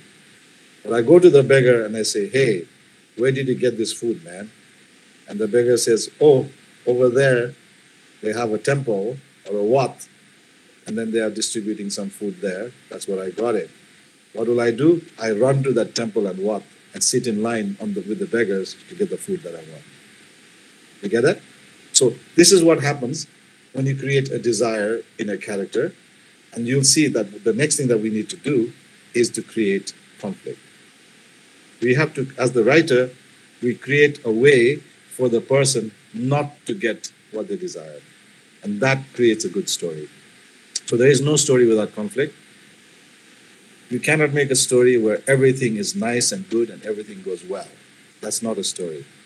A story is a story only when there is a conflict, big or small, that stops your protagonist, that your main character, from getting what they want. All right? I think Ines might have talked to it, but I just want to point it. So conflict is when it's very simple. You look at this part. You want something and you don't get it. That creates conflict. It could be the reverse. You don't want something, but you get it. Say you don't want to be sick. You don't want COVID, but you get it. That's a huge conflict. You might die. You don't want, in a love story, it will be that somebody always wants, a boy wants one girl, or the girl wants a boy, doesn't matter. But then there's another boy who wants this girl, but she doesn't want him. But he keeps coming, chasing her and saying, come on, why don't you fall in love with me? That creates a conflict for the character. When you get something you don't want, you get attention from somebody you don't want that attention from. And so she has to figure out how to get rid of this guy, or how to tell him not to bother her, and how to tell him that she doesn't love him and it would never work out or something like that. So you can choose one or the other, okay? But whichever, there has to be. So this is a story about, okay, I will talk about this a little bit later. This is a story about how the conflict was created by this parrot. So Ines, can I give the story? Yeah. Are you going to let them watch it? Can Can I give a spoiler? Yeah. Okay, anyway, the story is this boy wants to buy something unique for his girlfriend as a birthday present. And they keep buying the same things all the time, right? But this time he wants something special. So he buys this parrot, very expensive, which can talk. So he brings the parrot home and he trains the parrot to say, what does he say? Ras lang ni or something. What's her name? Yeah. So girlfriend's name is Ni and his name is Ra. So he says he teaches the parrot to keep saying Ras lang ni, I love Ra. And so on the day of the birthday, he takes the parrot and gives it to her as the birthday present.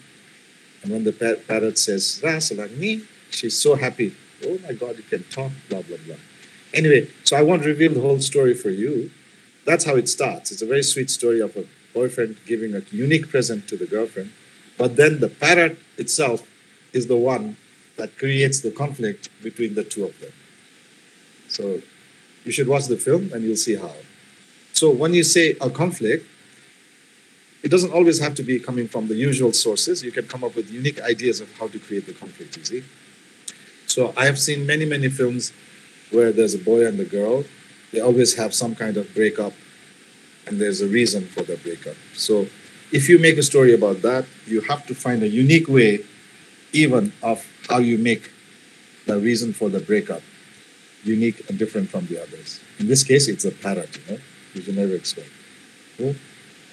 So after this guy and the girl break up, Ines continued with the story. He goes to commit suicide. He's so heartbroken.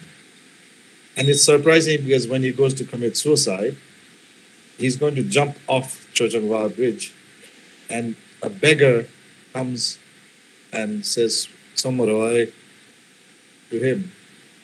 And this boy, because he's going to die, he's wearing a coat and really fancy pants and he's even got dark glasses and all that.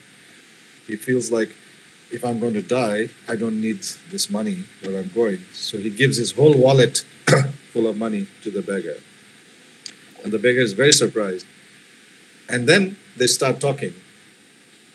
And the whole film is about this guy and the beggar talking at the side of this, on this bridge.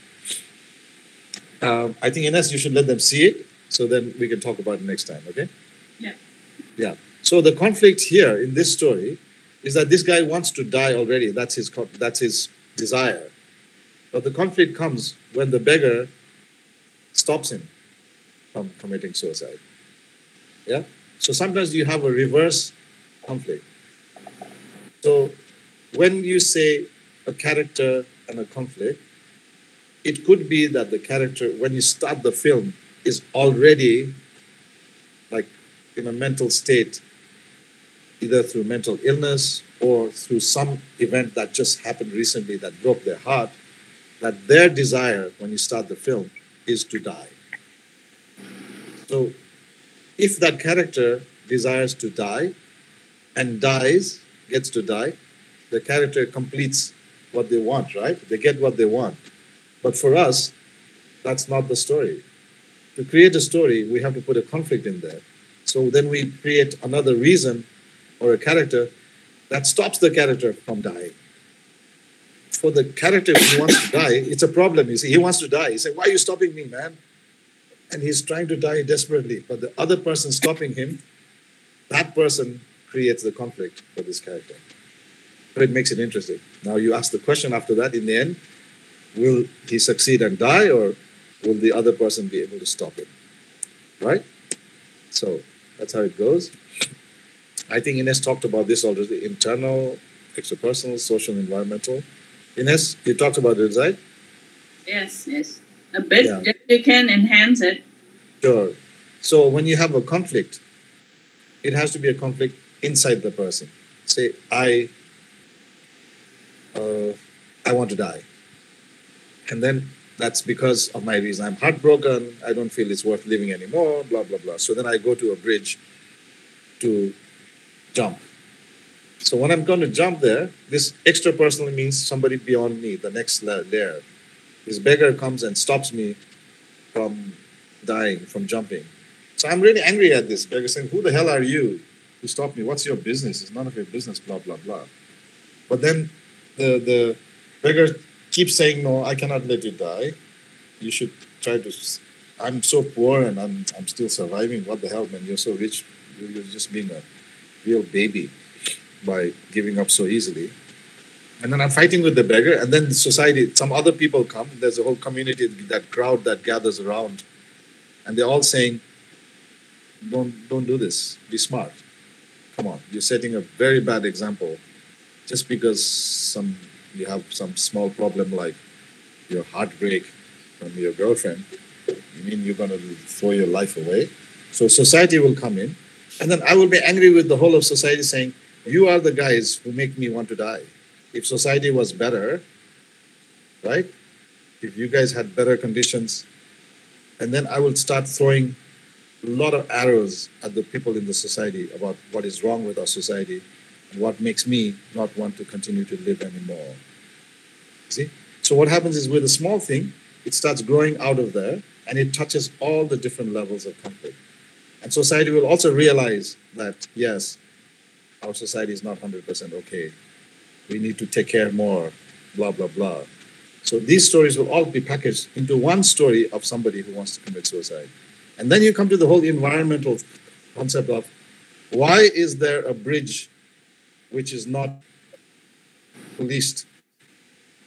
You know what I mean? So there are bridges in other parts of the world also, and forests in Japan and bridges in Korea, which are so popular for suicides. They become iconic, they become memes, that is like suicide spot. So wherever people want to commit suicide, they can go and jump from the bridge. And if they do that, it becomes big news. So people know that if I die here, tomorrow everybody will hear about it. It'll be big news. So they choose those kind of places, you see. Then the question can be, why are we letting people jump off this bridge? Can't we do something to make it safer? Shouldn't we have police here to stop people from jumping? Should we make it so they cannot jump from the bridge, etc.? So what happens is, with a story of a person who wants to commit suicide, all of these now issues are all packaged into one story. Clear, Chaba?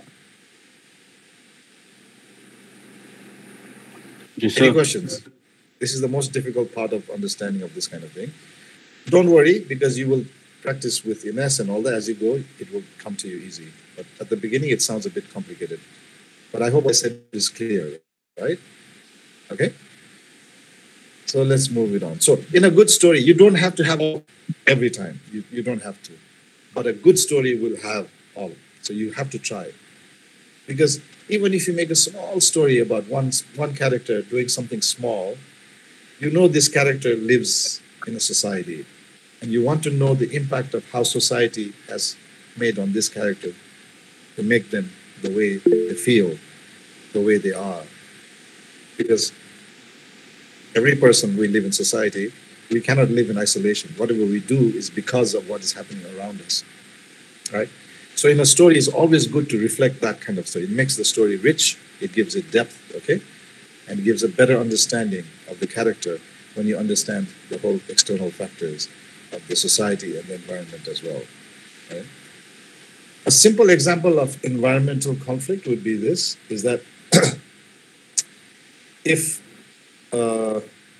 you set a love story and you put it in summer, then it's all very nice, right?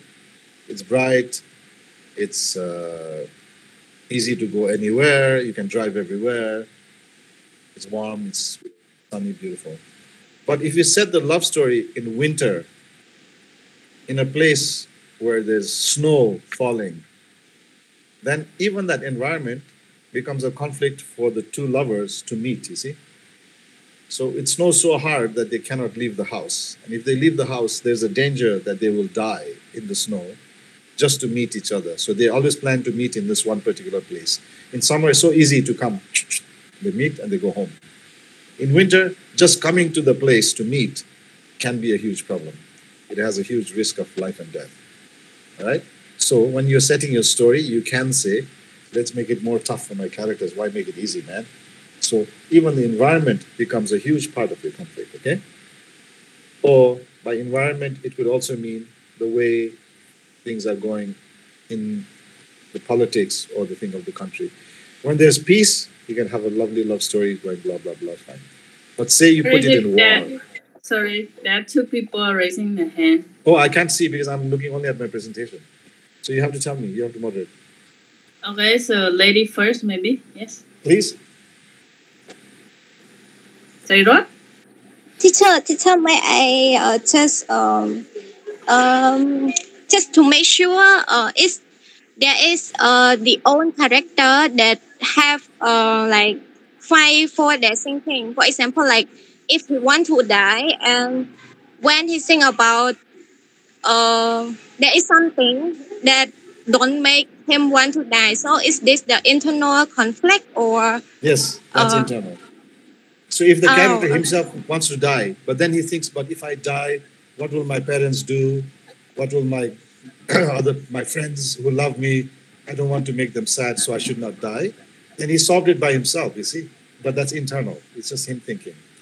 But although it's internal, he's thinking of his parents and he's thinking of other people in society. So that's got a social kind of ring also, you see. So it's both. Starts internal, but with external reference, which is good.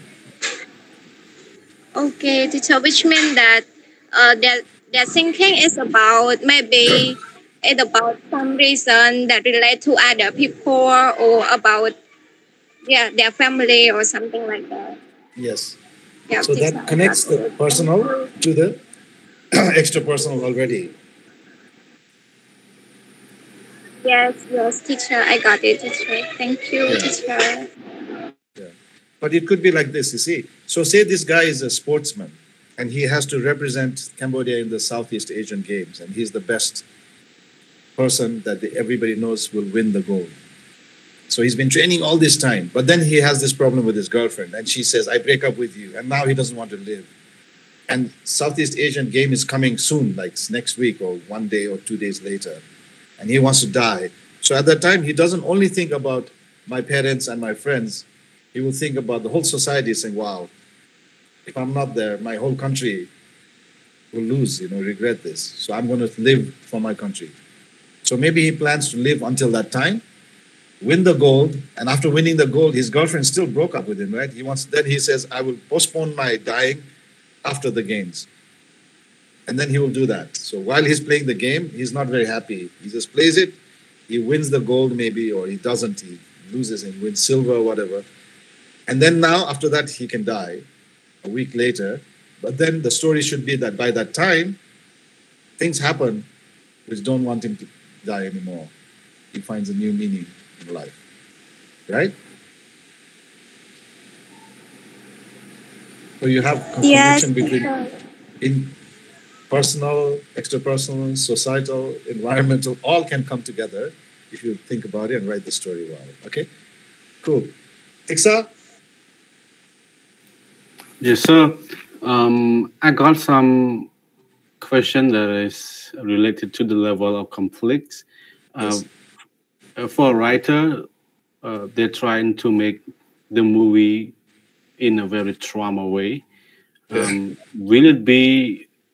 Will the writer be a victim if some of the conflict or some of the way that the writer trying to do in the film, it will probably be interpreted for the viewer to act like the movie in real life? So true. What a good question. Yes, because if you are a good writer and you write something so powerful emotionally that touches the audience when they watch it, there is a big risk that they will follow what the character or what the writer has created the character doing in the film.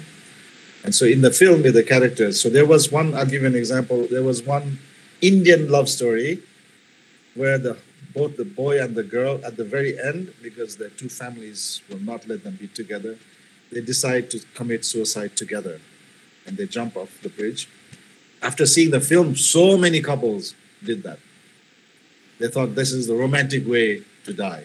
If not together in this life, we'll be together in another life. And you had so many hundreds of real couple, going and committing suicide that same way.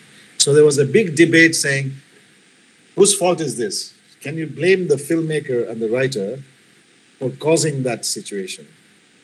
And the whole point is, after the big debate, it was, as a writer, as an artist, the person has full freedom to express a story that they want to express. Their intention was not to kind of invite people or to make it sexy for people to commit suicide. They didn't know that to do that. Yeah. So because now it could happen, society should have the mechanism to stop that, you see. It's not the writer's job. The writer's job is to write and to explain a story and tell the story. But you cannot blame the writer because of your story now people are dying, because some people die. And there are millions of people who watch the film. Not all of them commit suicide. Come on. So it was the story of Rambo also. When Australia, somebody saw Rambo where he's shooting everybody, and this one guy came out, bought a gun, and he went around saying, I'm Rambo, and he shot a lot of people. Yeah, but there's hundreds of people, thousands of people who watch the film, and one person, crazy person does that. You cannot blame the writer for giving wrong idea to the audience. So please feel free to write exactly what you think is important for your story and to tell society. We should not censor or self-censor ourselves. Yeah? It's not the writer's fault. Yeah, okay. Cool. Good questions. Moving on. Now we have only a little bit of time. So conflict is the soul of the story. So please find a good conflict. And this is one of the most important things. You have to ask, what are the stakes? How strong is the want and how strong is the need? And by that, I mean, if you have a conflict, you have to have a stake. You know what a stake is? And that's what's the translation of stake? Risk. Consequences? Yeah, risk of loss. Yeah, consequences, no? Yeah. You have to have that, right? Not perhaps like have Yeah. that word. So in every story that you write, when somebody wants something and they don't get it, you have to ask, what is the impact of them not getting this? If it's too easy, then it's not a good conflict, right? Suppose say I want to eat, I'm hungry, and I can go to a restaurant. It's easy, my conflict is already solved. And in that restaurant, they have different types of food, and I look at the menu, and I don't like any. And I feel like, why should I eat here then? Because there's other restaurant. Then I get out of the restaurant, and I walk down the street, but the next restaurant that I want, it's closed. So that's another level of conflict. It's another complication. But it's still easy for me to find other restaurants, right? So say I keep going around and trying to find the restaurants. But the question you have to ask me, or ask the character, is what is the consequence of me not getting to eat? I'm not going to die. I might be a little angry. I might be a little pissed off and all of that. But it's not going to kill me. But in your story, if you have an element saying, if I don't eat by a certain time, I have stomach ulcers and that's going to kill me. If I don't eat by a certain time and be back to work again to finish my work, my boss is going to fire me. Are you understanding what I'm saying? So even a simple act of somebody hungry and wants to eat, you can have a stake there that if they don't finish eating by this time and get back to work, they will get fired. So now it puts so much pressure on me when I'm going around looking. I cannot go far away. I have to go to the nearest places, eat fast. I'm always looking at my watch and get back to work. So that makes the conflict more intense and it makes it more interesting. Okay? So always think of what is the thing that impacts the person when they want something, and it has to be strong enough. Okay, so this one Ines explained, right? We always have the angel and the yak in our head. The angel always say good thing. The yak always say don't bad thing. Try to convince us to do bad things. And if you can create that in your character, please always try this method. Because nobody is perfect. Don't create such a good character who always does good things and always does the right thing.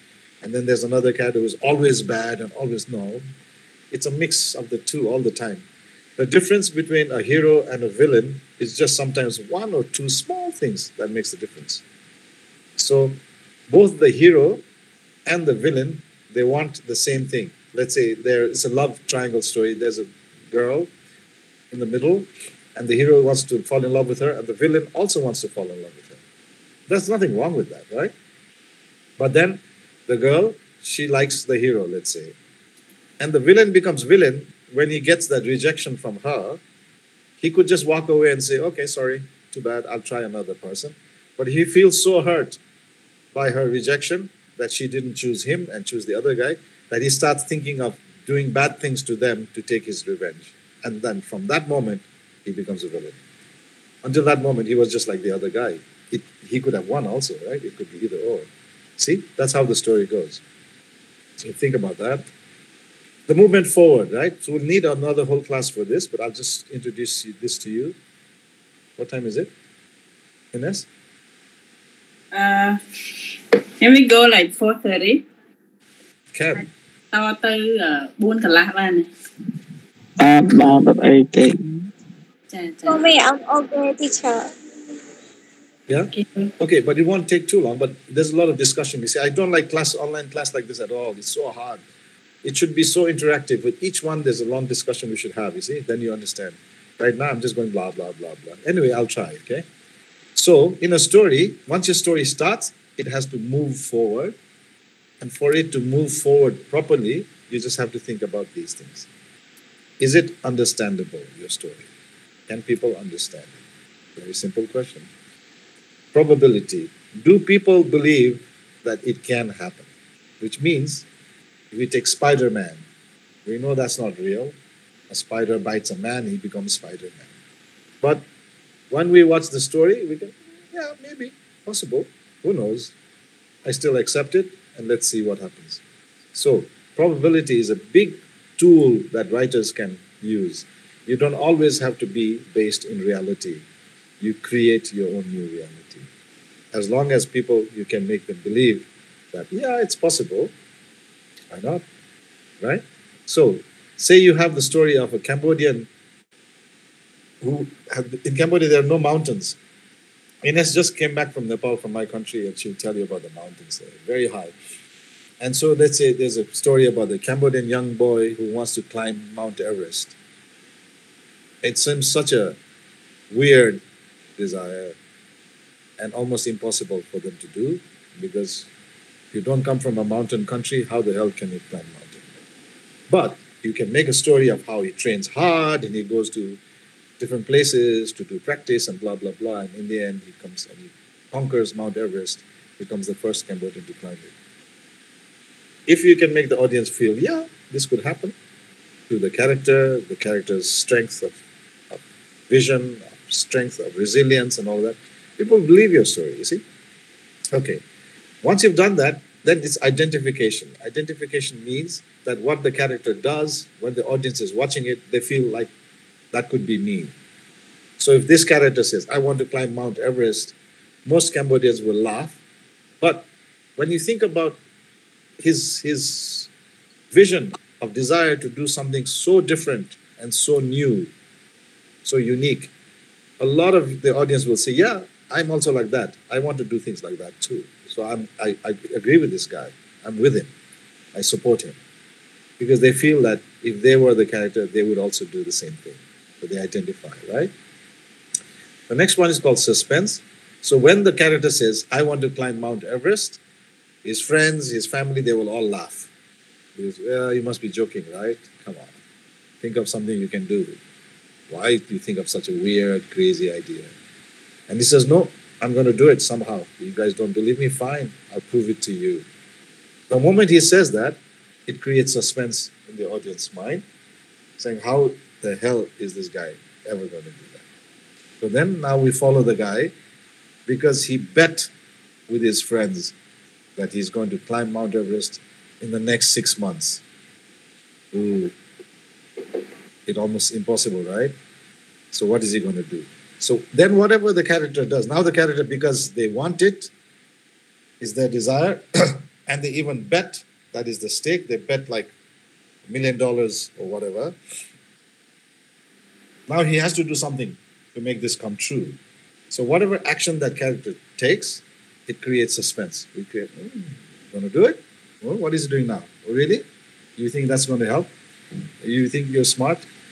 You think that's going to make you climb the mountain like that? So he might start climbing Bokor, running up and down Wat Phnom, and all of those things. He will start doing that, right? And the audience, we don't believe that he can do it. It's still suspense.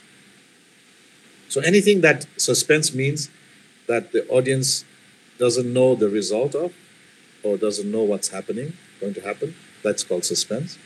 The next part is called anticipation. And the writer uses that tool very, very, like it can be a very powerful tool. Just to give you the clearest example, if you see movies which is like thriller, and usually they show two sides of what is happening. So if you see there's somebody, this is like a Psycho. Have you seen Hitchcock Psycho? Maybe not. It's one of the like most common examples how they teach in film school.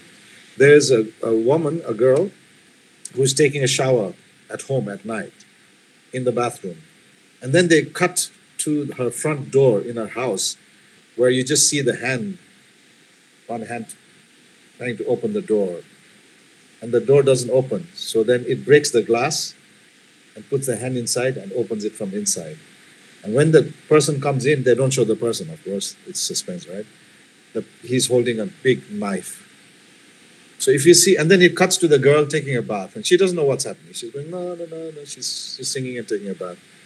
And it shows cut back to the person with the knife walking slowly inside the house, coming up the steps towards the bathroom. So now what happens to the audience? The audience sees both sides already, and they know, they can guess what might happen next. And that is called anticipation. So suspense is when even the audience doesn't know what happens next. Anticipation is when the audience kind of can know what might happen next. Clear? Any questions?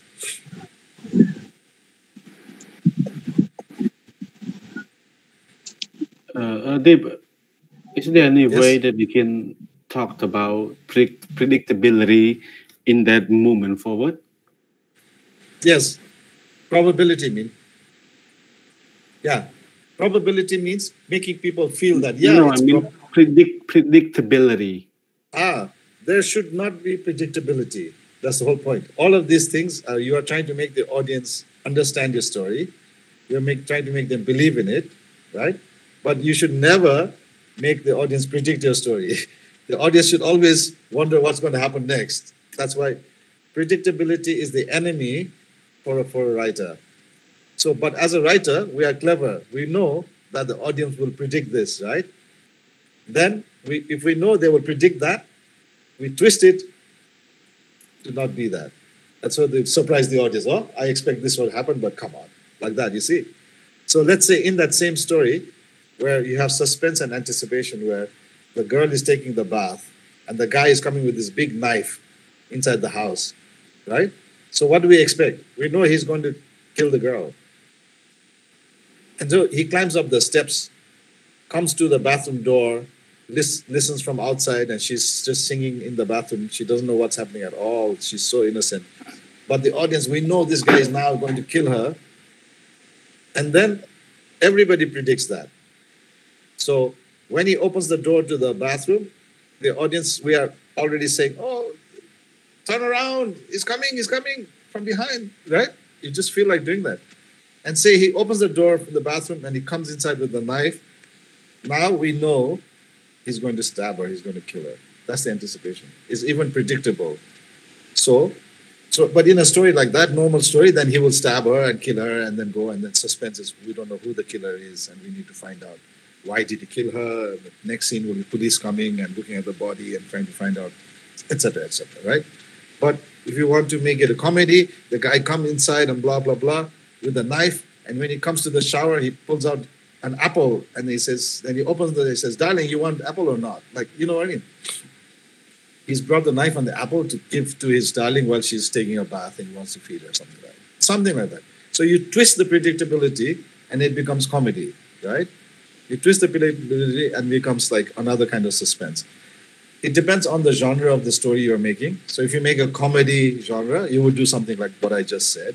But if you're making a thriller, no, you just make the person kill her, and then the whole point is who's the killer, why did he kill her, etc., etc.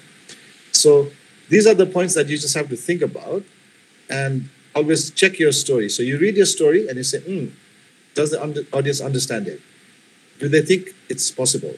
Because sometimes you can make something, you can make a Cambodian Superman film, right? You can make a Cambodian superhero film also, if you like.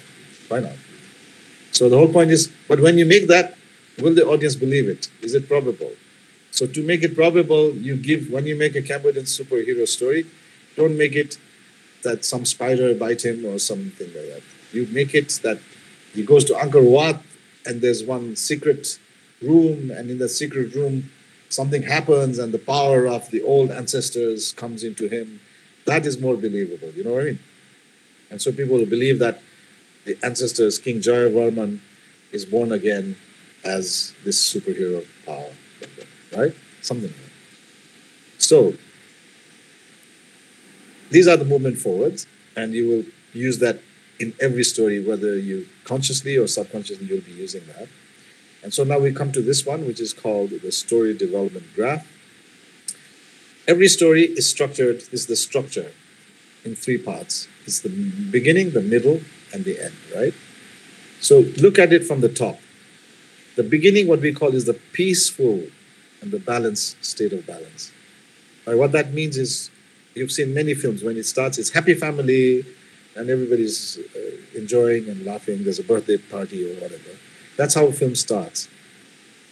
And so the state that you start the film is what you need to disturb with the writing. The conflict has to disturb that, has to disrupt that.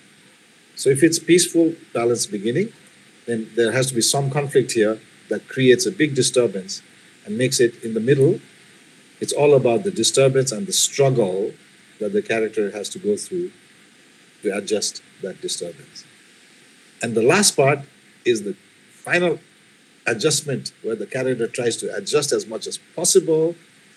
And it could be that the character wins and there's a happy ending, or it could be the character loses and it's a tragic ending, right? So go back again. The beginning contains these parts, go up to down.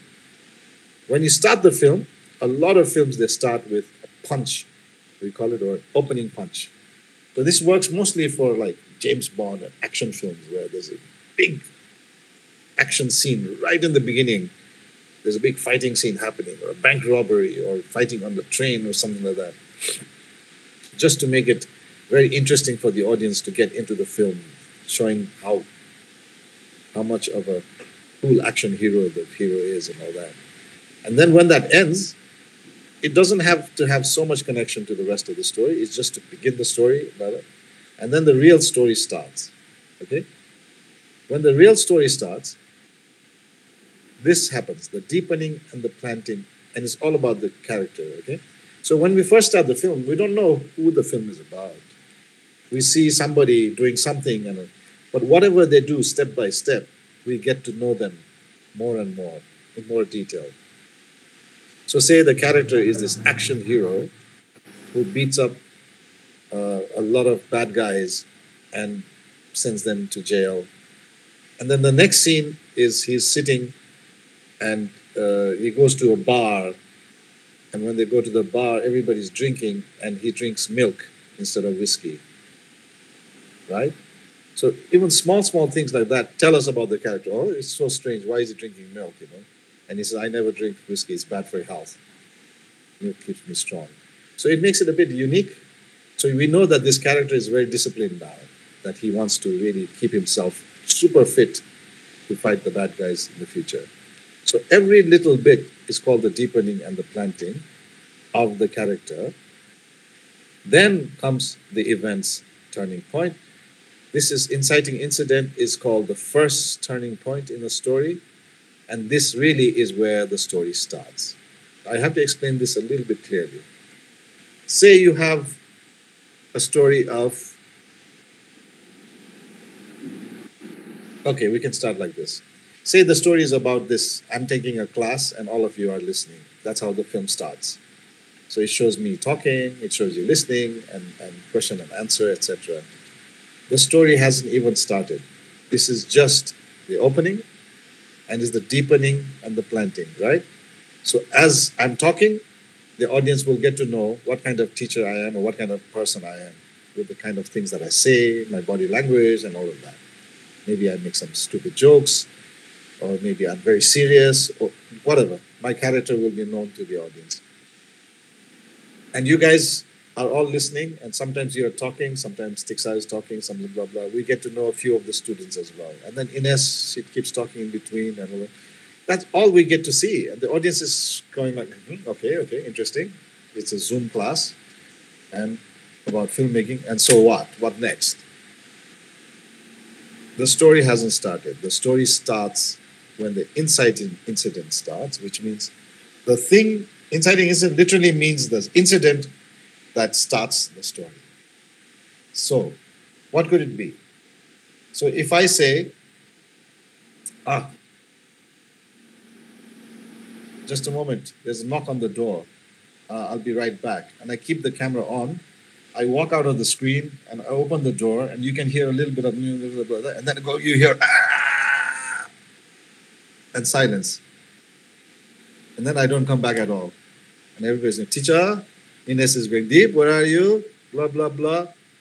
You see, that's when the story starts. Now, it's a suspense story and Deep doesn't come back at all. And then it's the story of all of you guys trying to find what happened to teacher. And and the audience was like, is she dead or something? Exactly. So is he dead? Is he blah, blah? But there's something that I said before that, which is so meaningful, you remember. And so that's what makes you find out where to look for me. So I could be dead. I could be kidnapped and taken somewhere. So first thing is he dead? So you come here to see and you see that there's no sign of blood or something like that. Then you say, oh, maybe he's been kidnapped then. But where could they take him? You don't know. But then you remember something that I said in my class and you play it back, the recording, and you say, and it gives you the signal of maybe they took him there, so you go and look for me there. You know what I mean? So when you do that, now suddenly this story is a mystery suspense story about finding the teacher. And the characters will be the students. And among the students, there will be the leaders. The main characters will be like Tixa and people who are really in the front lines trying to find out, right? Who are the smart ones trying to use technology, go to the police, blah, blah, blah, and all of that. So that's the kind of story. Now go back again. It starts again the same way. And blah, blah. And now while this is happening, let's say, just as an example, one of the boy students and one of the girl students, when they talk, because when they talk, they turn the video on and they talk, right? So right now I can see Tixa, but nobody else. But let's say Sairat opens her video and she talks. And then suddenly Tixa, when she sees Sairat, is like, oh, she's very beautiful and blah, blah. And then on the side, he starts chatting with her while he's taking the class, and they don't have much concentration in the class. Suddenly, on the side, they're like, "Hey, what do you do? You also like? I love film. Also, me too. Blah blah. Should we meet to go and watch a film together tomorrow? Oh yeah, why not? This film I've been waiting to watch. Blah blah." A whole love story will start from there, and that's the inciting incident. The inciting incident is when Tiksar noticed another girl who comes there full screen, and then starts to chat with her, and it becomes a whole story about that. So the beginning is the same, right? The inciting incident is what makes it into a love story, into a suspense story, into a horror. So suppose I'm doing this like that, and suddenly you see a shadow coming, and then it takes me out of the thing, and a lot of blood comes splatter on the screen. And you guys will go like, "Wow, what happened to teacher, man?" Right? There's a ghost here who's killing me and throwing the blood on the screen. Then it's a horror film. It starts, right? And then all of you will get haunted by that blood. After that, like all the students are being targeted one by one by this ghost that entered the Google chat. Whatever. So do you know what I'm saying? What I'm saying is your story does not start until your inciting incident. So sometimes you can have a story which is happy family going on a picnic together, and they have picnic, fine. Then inciting incident. What happens? The boy gets lost. A ghost comes there. That's another story.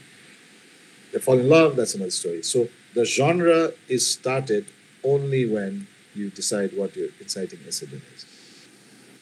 Now, whatever you do, whatever that incident is that starts the story, once you start it, now you cannot let it go. The whole story will be about the question that is raised by the inciting incident. So if I'm kidnapped, the whole story is, where is he gone, blah, blah, blah, and you guys come and try to find me. And the whole story will go on and on and on and on. Sometimes you succeed, sometimes you fail. Maybe there are gangsters who are chasing you guys to stop you from finding me and all of that and blah. Until at the end, you either find me alive or find me dead, or you really find the reason for why I was kidnapped. Who am I really, blah, blah. Maybe I'm just I'm acting as the teacher, but in reality, I'm a secret spy agent, blah, blah, blah, that they're trying to catch. You never know. So wherever the story goes, okay? So that's part of it. Anyway, so I'd like to not summarize, but check out. We had finished. Yeah, we had finished. Because I want to do this in detail in the next one. No. Okay. Yeah. So anyway, I'll just finish it quickly. So you have the inciting incident. Think about that. This turning point is the most important thing you will write. After you start that, then you know what will happen next. It's just then it follows that. You have the beginning of the conflict where the conflict is introduced. Then it gets bigger and bigger and worse, and up and down, until you come to the next turning point called the crisis. Sorry. The crisis is where the character has to decide one or the other. There's only two choices remaining for the character at the end. Okay? So he has to choose to go this way or that way. He has to choose to fight or run away. He has to choose to leave the country for his better education or stay here with his old father and do farming. He has to sacrifice. Suppose he gets a scholarship to Australia, but his father gets sick and is a farmer. So at the end, he will sacrifice his Australian education and stay to take care of his family and do farming. But it has to be one choice. And I mean, only two choices. So if he leaves to Australia, it's a sad story. He's chosen his own future over his family and what to do. But that's really realistic, right? But if he sacrifices his scholarship and starts farming, it makes us feel he's such a good hero. He did good by his family, blah, blah. Okay? So you have to bring it to a story to a point where there's only two choices for the character. And then you have whatever choice the character makes will lead to the climax. So it's usually an action film is the last fight with the boss. They big fight, and then in the end there's a big fight with the boss, and you wonder, is the hero going to win? And the boss is usually so strong that you think that the hero has no chance. But something happens, and the hero is clever, and somehow he kills the boss. So the climax is where the story really comes to its final conclusion. When the hero kills the boss, he saves all the people from the prison or the village or the house, whatever. Now you come to the final part, which is called the resolution and the catharsis. So you cannot end the story when the hero kills the boss. And he kills the boss and he stands up, the end. It's too fast, too sudden. You have to show when he kills the boss, what is the impact of that on all the other people that the boss was like exploiting or something. So he has to go and free all the prisoners from the prison. He has to be reunited with his girlfriend and blah, blah, blah. And they live happily ever after. Okay? So that part, which is after the big climax, is called the resolution. And what happens to finish the story. Now there's one part which is the last part called the catharsis. And the catharsis is a Greek word that means that you're clean by fire. So you go through fire. It's like when you make gold or something, like fire will clean you. So in the story, our character has to go through that catharsis, where having done all of the things they did in the story, from the start to the very end, they must have changed from before. So when they started as something, and by the end of the story, they are something else. They are more clean. They are like they went through the fire, and they come out more shiny and more clean. Catharsis. But for a writer, you have to decide how you want to show that. So you showed the whole film of him fighting and blah, blah, and winning the villain and freeing all the people from his community and the village, etc. Done. You could end there. But if you have one last thing that you can show that will make the audience feel really, really good and understand the character, then that's what's called the catharsis. Not easy. So let's say, in my story of whatever I said, like the boy who chooses to sacrifice his Australian scholarship to stay. He wanted to go to Australia to study, but he gave it up to stay in Cambodia to look after his family and look after his farm in the village.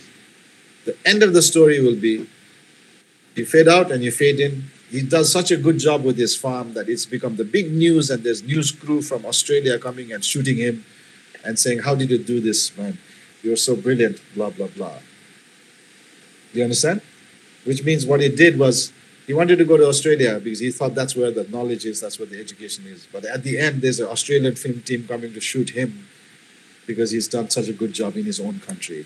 And that is the cherry on top of the pie, you know what I mean? It's a sweet spot where you show the audience, and then you end the film. And when the audience walks out of the cinema, or they feel so good, they feel so strong about the success of your character, about the decision the character made not to go to Australia. Okay? Maybe it's sorry, thank you so much, but maybe you can choose one of the 5 short film. Yes. To now we do the homework. Look at the structures. Maybe you pick one, like colorful knot, let's say. And analyze it with the structure, yeah. Yeah. Okay, so, and if you look at this curve down here, it's called the whale curve. So you'll hear this term a lot if you're writing circles. And it's just, this is the time. So from left to right, it's like when the film starts and when it ends. And this arrow, this is about the interest level of the audience when they're watching the film. So in the beginning, because it's new, they're always interested, it goes up. And they get all this information in the beginning. But then the interest level should go down a little bit.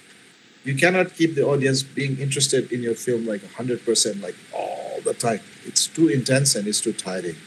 So you have a big opening, nice, and then at some little bit, it starts becoming a little bit normal because they have all the information they want already. In the beginning, it's so interesting because everything is new information. Okay, I see. Look, everything we reveal is new. But after a few scenes, we've seen them in the house, we've seen them in the college, we've seen them, and then it starts repeating. The house scene again, college scene again. So the interest level goes down a little bit, and that's when you introduce the inciting incident. Bang, bang, suddenly something happens. It will start the whole story. Once that happens, if it's a love story, the boy and the girl will look at each other, they will decide. Once you have a boy or a girl interested in each other, the whole story about they will try to find each other. They will try to meet, they will try to talk, they will try to meet, and they will try to fall in love, and they will fall in love. And at a little time later, they will fight because they are different people and they have different priorities. And you wonder, will their love survive or not? And at the very end, we'll get the result. Either they survive or they break up. Comedy, tragedy, happy ending, sad ending. But it's still, this is a love story. It's about two people finding love, how they cope with the rest of their life in that environment. But if you want to change the genre, you can start with them falling in love, but then suddenly, at one point, it's full moon night, and then the girl and the boy are walking, and the boy suddenly is like, oh, sorry, I need to go home. And she's like, what's wrong with you, man? And he tries to run away, but because of the full moon, he turns into a werewolf, like, woo, and the girl is like, what? And then it becomes a whole, like, horror genre. Okay? Up to you. The writer is God. You can take your story wherever you like. But please think of an inciting incident that is interesting to kick off your story. Make sure it's different from all the others. So what Ines said was, the homework should be that you can watch those 5 films. No. Analyze. Sorry, that's not. Maybe I wasn't clear. Maybe story, not. Right? No, maybe you can break it down for our participant. You pick one of the story right now. Right now we don't have time. No. Okay. Right now we have time. We're doing it till 3:30, right? Yeah. Another 20 minutes. Yeah. Yeah. Okay. Let's do it. So the clearest one is Fistful of Pebbles. Have you watched that? You all watched Fistful of Pebbles, right? I did. Yeah. So what happens in this? So what happens in the story? Let's start. When it first starts, there's a kid ringing a bell, ting, ting, ting, ting, ting, like that, and all the villagers are running away. And so for the audience, we wonder what is going on, right? So that is the punch. So even the beginning of the film is a bit surprising. So it's perfect in this structure, you see. They don't just show a beautiful shot of a village and nothing happening. It's just a beautiful shot of the rice field and blah, blah. It's not like that. It even starts with the village, but straight into the action because it's a short film. And people are running away. And we wonder what's going on. So it catches our interest so much right from the beginning, right? And then the villains come in. So I'll narrate the story. So then everybody runs away, and then the car comes, and then this guy, Blue Money, comes out with his dark glasses and suit and all that. And just by looking at him, we can see this guy is such a bad guy, badass. And the way he talks also is such a badass. And he's saying, hey, where's everybody here, man? You should welcome me and blah, blah, blah. And then the deepening planting is happening with this character now. When he turns to the blind guy, the throw player, and he takes the blind guy's glass and he throws it and he breaks it and he's saying, this guy is just pretending to be blind. He almost shoots him, in fact. So all of these show how bad this guy is. He has no care for anybody else's life. He's such a bad guy. And he's been dominating this village for all this time and everybody's so afraid of him. It's all established very quickly in those first 2 minutes, right? So when he breaks the glass of the pro player, that is the worst action that he can do. Come on. You look down on people so much, really. That's too much. You shouldn't have done that. And then the village chief comes running and says, oh, please, please, please. No. He leaves, right? No, sorry. He does that and he says, if you don't have that girl, who is the village chief's daughter, ready for me by the time I come back, you guys will pay. And then he leaves, right? Am I saying the right thing? That's correct. That's correct. Yeah. No, you're missing the main character. I missed the main part. The main character comes in with the bullock cart, right? Yeah. Yeah? So, How does the film start? Yeah, no, I'm so sorry. Please, please, please, please. I take this back. The film starts like this. The bell rings and everybody runs away because there's this bullock cart that's coming inside with the hero. Okay, let's start again. So the bullock cart comes in with the hero and he gets off to get a drink at the village chief's place. And the village chief's daughter gives him a drink and he's drinking that. And the village chief comes and says, hey, we don't like strangers around here. You should go. And so all this time, the audience, when we watch it, we wonder what's wrong. Why are they so afraid? The reason they ran away in the beginning is because they saw somebody coming, the new guy. But he's not the villain. He's just a stranger coming. But they're still so afraid, they all run away. And the village chief says, we don't like strangers here. Get lost. And this guy is very surprised, like, what? You want me to go? Fine. But then, that's when the villains come. So the villains come there, and they make the whole big deal thing. Of course, by that time, the village chief and the daughter have run away inside the house. And the villain says, if I don't see her in the evening, I'm going to blah, blah, blah. Then, the hero, he just wants to leave. So he goes to his bullock cart. The villain notices him and turns to him and says, hey, who are you? What are you doing here? And the hero doesn't say anything. But the villain, because he's such a badass, he just shoots his cart and destroys it. And then he gets his assistants, Bodyguard. his goons, bodyguards, to even knock this guy out, to beat him up until he's unconscious. Now, that is the inciting incident. So now, the inciting incident in this story has even been created by the villain, not by the hero. The hero just wanted to, well, we don't know what he wants. He just wants to leave. It's not his fight. But when the villain knocks him out, he creates a situation in which the hero does not have a choice now but to fight. I mean, if the next scene, the girl wakes him up and he goes to the river and washes his face, imagine what happens if the hero asks the girl, who are those guys? And she says, oh, they are the blah, blah, blah. What do they want? They want me. And he says, oh, sorry, oh, they want you. Okay, bye, see you. Have a good life. And he could have left, you know. So he was like, I don't want to get involved, man. What kind of story would that be? The whole point is, that'd be comedy. Like, the point is, when the hero knows that the girl is at risk from those bad guys, he doesn't have a choice. And in this case, he really is the underdog. He doesn't have a gun. He's only got his Khmer catapult. But still, the slingshot. It's a slingshot. Yeah, which is so weak against the gun, but still he chooses to fight. Yeah? So he stays. So when the villains come again, so now the structure is, the opening has the punch. The deepening planting shows us how bad the situation of that village is with this, they're so afraid of strangers. But we realize later what they're really afraid of is because of those villains who keep coming in and how bad the villain is. And when the villain hits the hero and knocks him unconscious, that is the inciting incident. The hero now has to fight. And the beginning of the conflict now is when the villain comes back and the hero has decided to stay. And then they have a face-off. The development of the conflict is when the villain realizes that the hero is still there. What the hell? And then they start to decide to fight. The hero actually makes the conflict worse by just killing the bodyguards of the villain. If they was just doing talking, the conflict does not rise so much. But this guy, he doesn't talk. He just goes straight into action of killing those guys.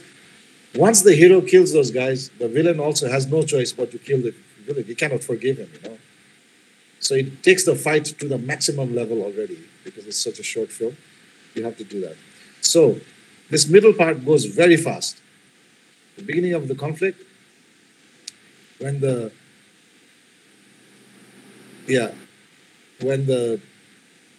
villains come back, the village chief says, oh, please don't fight. This guy is just a stranger. He was leaving, but the stranger doesn't leave. And then the fight begins. And it comes to a crisis point where the two, the crisis is the point where the two step on the street, and the hero is willing to get shot because he doesn't have a gun, but he has to show that he's strong. So he cannot do it hiding. First, he has to come in front and say, okay, I'm here, let's fight. And he has his catapult hidden behind his back, right? Then he pulls it out. So that's the crisis where he decides to fight. He could run away. He could try to talk and make them understand. No, this is an action film. And then immediately, when this fighting starts, that's the development of the conflict. It reaches the point where the crisis where he decides to fight. The fight happens. The climax is the fighting. Bang, bang, bang, bang. And the last guy standing is the villain. So always, it could be, see, this is the whole point about the story structure.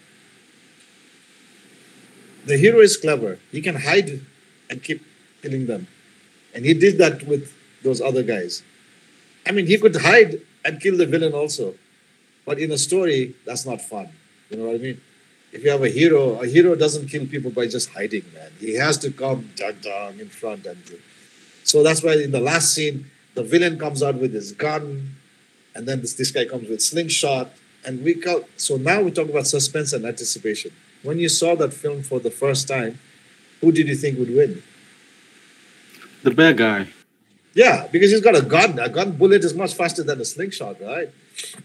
So when they do that, it heightens the suspense.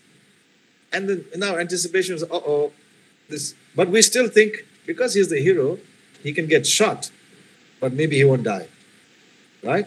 And maybe he can still win. We hope that. So now in the original film, when we planned it, it was planning to get him shot and all of that. But because this film had to fit in 7 minutes, not 1 second more than that, then it creates too much action of getting shot and getting up again and fighting. Oh. So the filmmakers, we just decided, let's keep it just clean. But in a natural film, it should have been that. He should get shot in the shoulder, but he lets it go at the same time as getting shot. He falls down, villain falls down. We think both are dead, right? But then one of them wakes up, and the waking up is the hero. Anyway, so that would be the structure where the climax happens, the big fight happens, the hero wins, and then the resolution is when he goes and unties the girl, and she hugs him for freeing her, right? That's such a concluding moment. So you cannot end the film when he just shoots the villain, bang, bang, and then villain falls and dies, the end. No. You have to show what the consequence is of that action. So he kills the villain, frees the girl, she even hugs him to say thank you, which means it gives you the feeling that it's warm. You see, he saved the whole village. But the most beautiful part of the film comes in the catharsis. The very last scene where he goes to the blind guy and puts the villain's glasses on the blind guy. That catharsis is the real winner of the story, where you feel that that is the real victory. You know what I mean? Just killing him is not enough. Killed him, you killed him. But you took his glasses because he broke that guy's glasses early on, right? Poor blind beggar, who's the simplest, most innocent person. The guy was treating him so badly. And in the end, the sweet justice is he takes the villain's glasses and puts it on the blind guy. And then he goes. So you see the glasses is much more expensive than exactly. Yeah. Exactly. So that's when the audience really feels the victory, the winning with the glasses, more than the killing, right? So that's how you should structure your story. So this was one case study of a story of how you can break this thing up: the beginning, middle, and end, the punch opening, beginning of conflict, climax, catharsis. So try to have this as much as possible in your story. So when you write your story, always say, what's my inciting incident? Is it good enough? And then when it does, what does it lead to? What's my crisis? Where's the time where the hero protagonist has to choose between the two? Always test your story against this structure, okay? But one thing is, where's the inciting incident in the pen? Oh, the pen, yeah. I wanted to talk about it. So you guys watched The Pen. That came out of my last training when I was there, the last training I did. And so the whole point was we were talking about character and this and that and that. And when it came to experimentation, it was, why does the story always have to be about somebody human?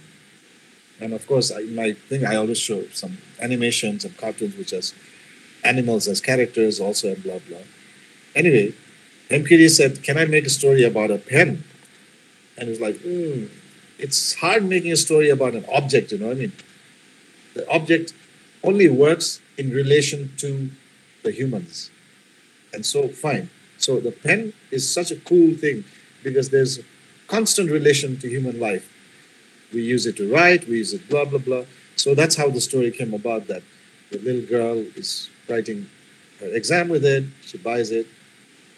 But the whole story is focused on the pen. You don't even see the faces of any of the other characters.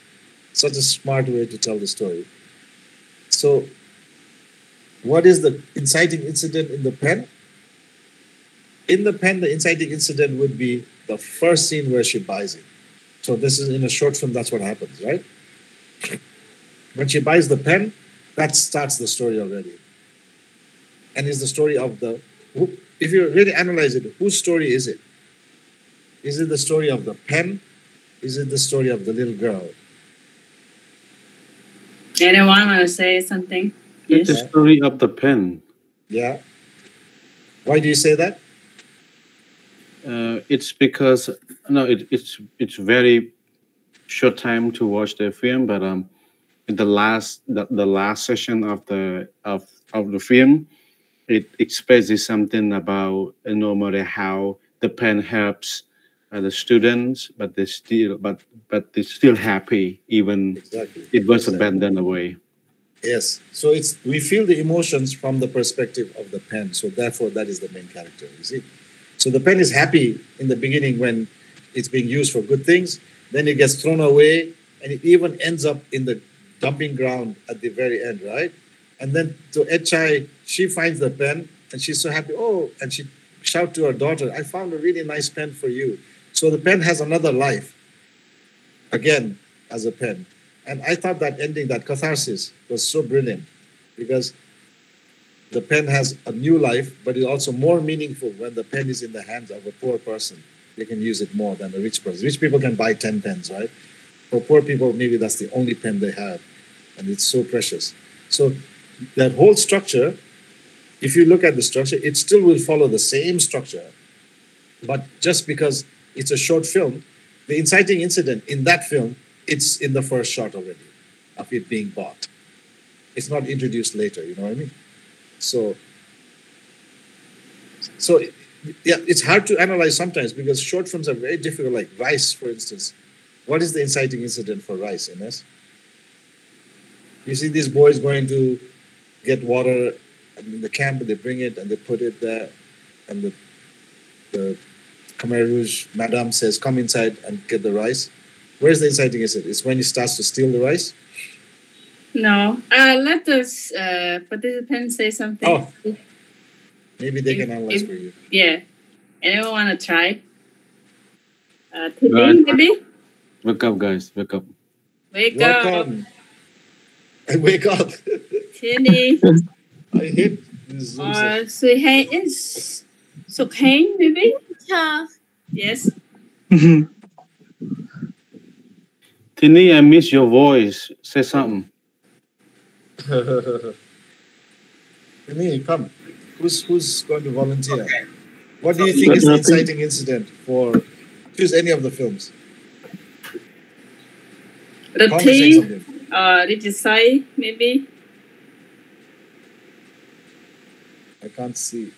Bad, Nico. Yeah. Con đấy mày, con xin nuôi. Maybe you should do it. Online chào rồi. Teacher, sorry, I don't get the question yet. Simple question. What is the inciting incident? What is the inciting incident for the short film Rice? Maybe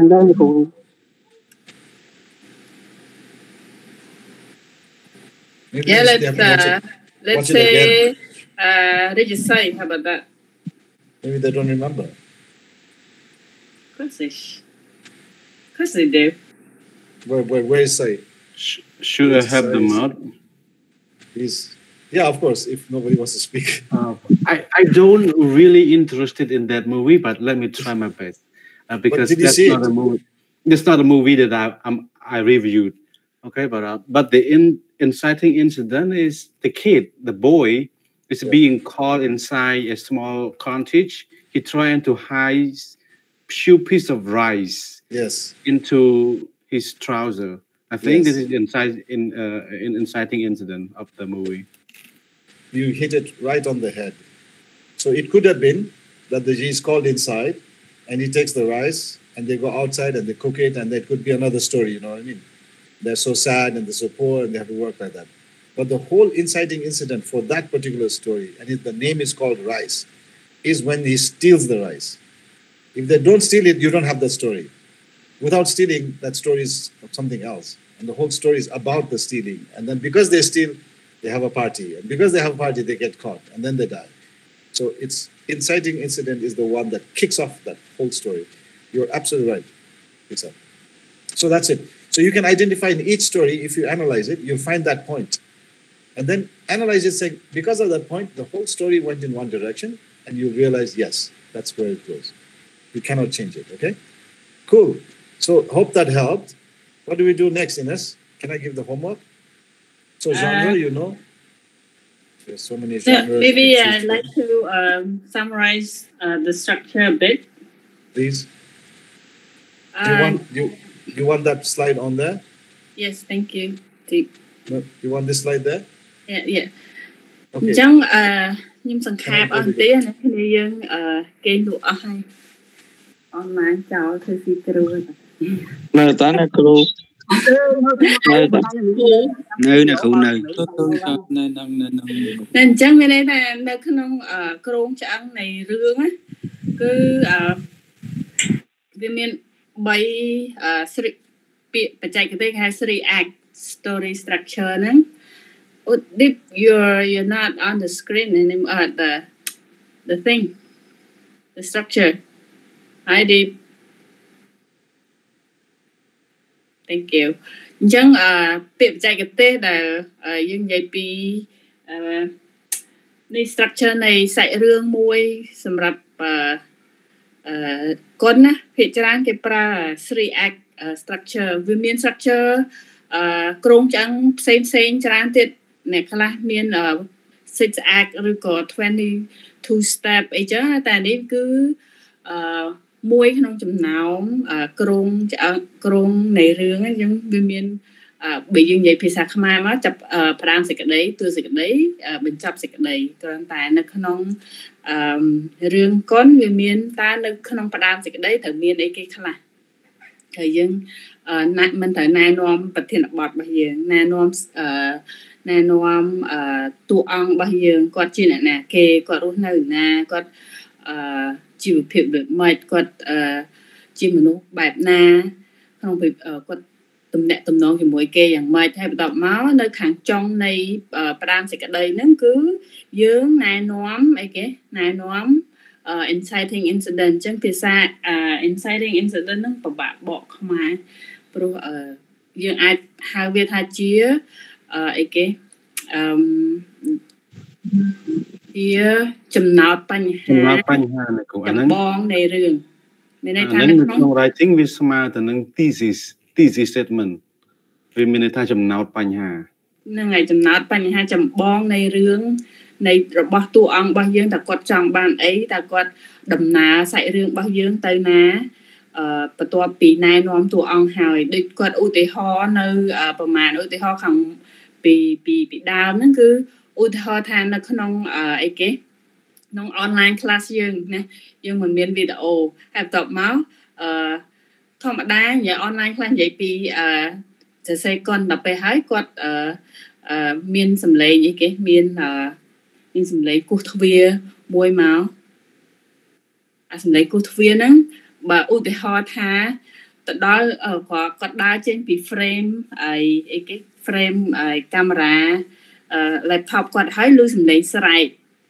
ណាឬក៏ឮសម្លេងកំភ្លើងអញ្ចឹងតើរឿងហ្នឹងវាអាហ្នឹងគឺជាការណែនាំការ introduce ចំណោទបញ្ហាចូលនៅក្នុងសាច់រឿងរបស់យើងហើយវាអាចទៅជារឿងអីគេរឿងឧក្រិដ្ឋកម្មក៏រឿង action ឬក៏រឿង horror ណាឧទាហរណ៍ថាមកផ្នែកទៀតយើងណែនាំតួអង្គដដែលណែនាំsetting យើងដដែលនៅ online class ហ្នឹងអញ្ចឹងបើឧទាហរណ៍នៅសុកវាថានៅលើ screen យើងណានៅលើមើលក្នុងវីដេអូហ្នឹងលេងខ្ញុំឃើញអីគេសមោលខ្មៅមួយរត់កាត់បញ្ញាហើយបន្ទាប់មកមួយ second ក្រោយមកបញ្ញាហ្នឹងបាត់ខ្លួនបាត់អាហ្នឹងinciting incident របស់យើងគឺរឿងហ្នឹងនឹងបែរទៅជា horror ហើយណាអញ្ចឹងមានន័យថាយើងជាអ្នកសរសេរការចាប់ផ្ដើមសាច់រឿងដំបូងមកណែនាំតួអង្គហ្នឹងគឺ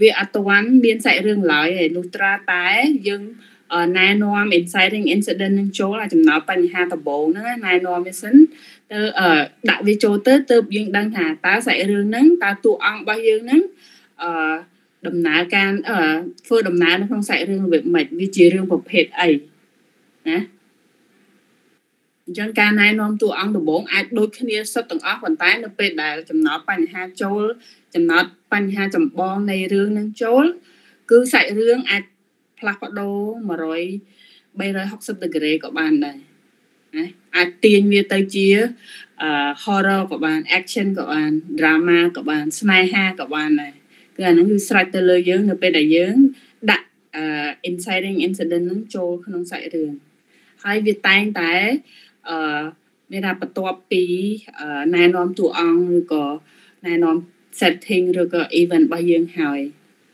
ញ៉ាហើយបន្ទាប់មកបាននៅពេលដាក់បញ្ចូលចំណោទបញ្ហាដំបូងហ្នឹងហើយគឺយើងចាប់ផ្ដើមដោះស្រាយថាតើមានអ្វីកើតឡើងតើតួអង្គរបស់យើងនឹងត្រូវធ្វើអីគេខ្លះដើម្បីស្វែងរកដើម្បីដោះស្រាយបញ្ហាដែលគាត់កំពុងជួបប្រទះហ្នឹងឧទាហរណ៍ថាបាត់គ្រូឧទាហរណ៍របស់គាត់បាត់គ្រូអីចឹងត្រូវទៅរកគ្រូហើយទៅរកទៅជួប mafia ជួបអីចឹងអានោះវាខ្លាចទៅជា action ហ្នឹងមែនទេណាអូខេចឹងyes ចាសុផានិតចាអញ្ជើញនិយាយសុផានិតលើកដៃចង់ទៅផ្ទះមុនអត់និយាយ yes អត់លឺ I think maybe his internet is slow teacher ចាខ្ញុំឃើញហើយមកពីម៉ៃគាត់និយាយគាត់យកលឺណែអត់គាត់ mute នៅ mute ខ្ញុំលឺគាត់និយាយតាអូខេគាត់និយាយថាម៉េចទេ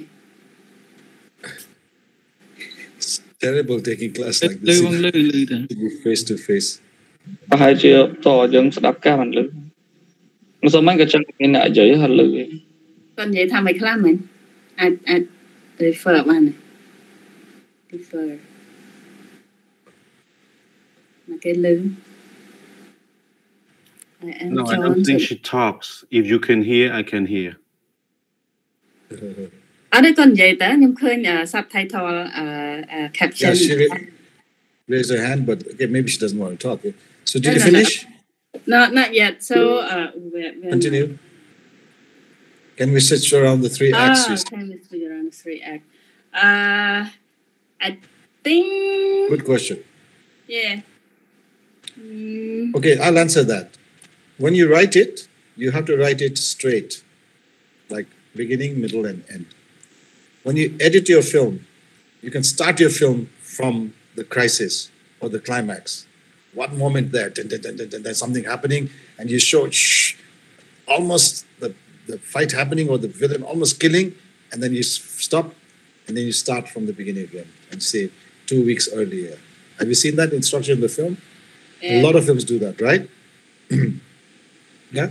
So as a writer, you can plan that right in the beginning, saying, I will start my film at the peak moment of the film.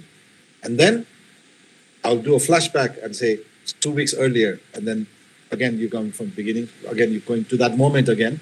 So it creates anticipation that people, they see something, wow, how did that happen? And then now your story will explain slowly, going towards the same point that they saw. And it creates a really nice feeling because they're waiting to understand what happened. You can do that. But as a writer, just write it straight and then only at the last moment move it around to do that. Okay?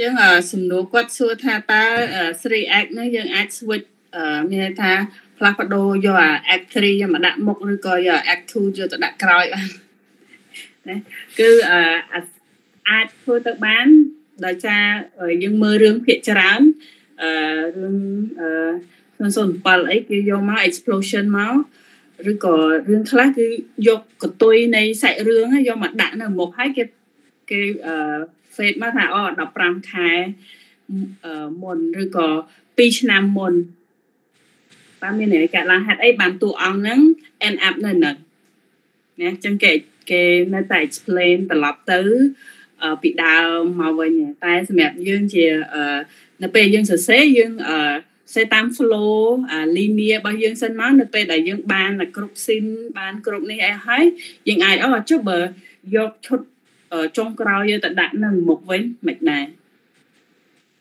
ណាអញ្ចឹងយើងអាច play around ជាមួយនឹងឈុតឆាកដែលយើងមានហ្នឹងដូចជាពីច្រើនយើងឃើញអីគេឃើញឈុតអ្នកមានឬក៏អីហើយគាត់និយាយថាពីមុនខ្ញុំក្រណាស់ហើយគាត់ flashback ទៅកាលគាត់អាយុ5-10ឆ្នាំអីវិញអញ្ចឹងទៅណា I mean, there are some people who do amazing experiment. If you watch a film called Memento by Christopher Nolan, who is so famous, right? He made the whole film backwards. So it starts at the ending, and then it goes from the ending slowly all the way right up to the start. So it's very experimental. It's a bit hard to follow, but people have done it. Yes, with his sake. Yes, I want to know about the crisis into the Act 2. Yes, as we know that we are the author, so would we like we create the crisis in our story, like it's a crisis, and then we will have the climax, right? Yes. So should we create one or two a crisis in our story to make like our film look like more deep in our story? Very good. Can you yes. So what happens with this one? I'm sorry that this scale that I showed you, if you look at it, you look at the whale curve, right? So it's showing like that, and it's going down and goes up again to the crisis point, right? Actually, you're right that before that, while you're in the middle, the disturbance and the struggle. So let me just give you a clear example, okay? So start with a simple setting. So what kind of story do you want, Ruthie? What kind of story do you like? Genre. Just say any, and I'll make a story according to that. Do you like love stories or drama or drama or what? Anyway, just start, let's say. The story that is action. Action, okay. So action films. Always when you have an action film, you have to have a big conflict. That's what the action is about, right?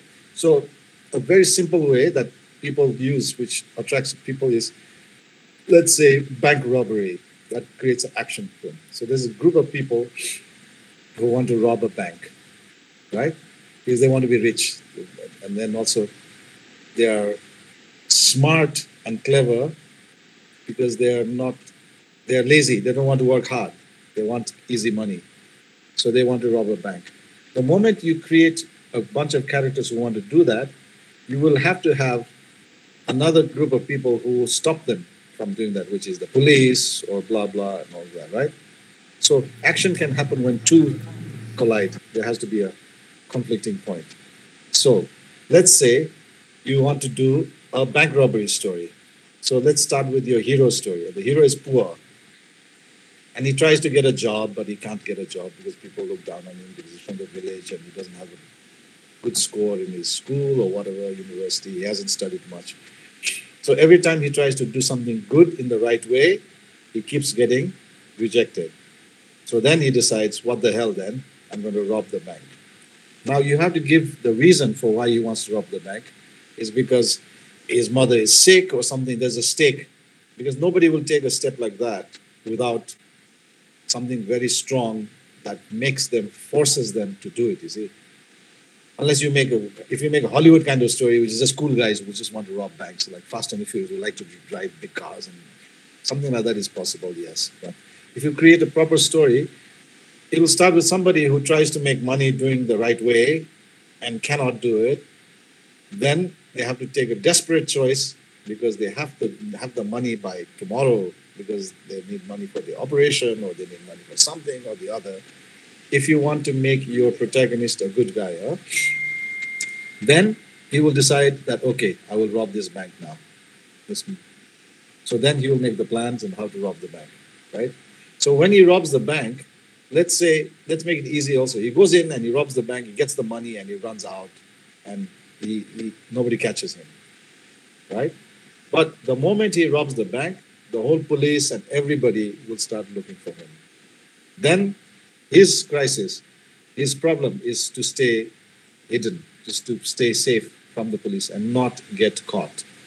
Now he has the money. Let's say the money, he paid the money for the hospital to do the operation for his mother or whatever, and she survived. So he got what he wanted. But he cannot end the story there. Now he has to stay safe even after. Now the police are really looking for him. They find the clues. They find out who he is. They find out where he lives. So they'll come to the hospital. They'll go to his house. Now he has to run. He's on the run. So now the story becomes that can he escape like the police or not, right? So he keeps running. And let's say he keeps running and running. And there's one policeman. Always there's one character who is on his back and who really wants to catch him. And then when it comes to the point when the climax comes, the face-off, the two have to meet each other and they have to come to a point where they have to fight or who's going to kill who's other or is the police going to catch him or not, blah, blah, blah. It becomes the crisis for now our main character. How much does he want to run? Is he tired? Because he got the money, he used it already, and he's ready to face the consequences. And he's like, he raises his hands and says, okay, I'm ready to go to jail. Or does he want to fight and kill the policeman? If he does that, then his life has completely changed. Then he will be a robber for the rest of his life. For now, he did the bank robbery just because for one reason he had to do it. He's not a bank robber. He just had to do it. He was forced to do it and he did it at the time.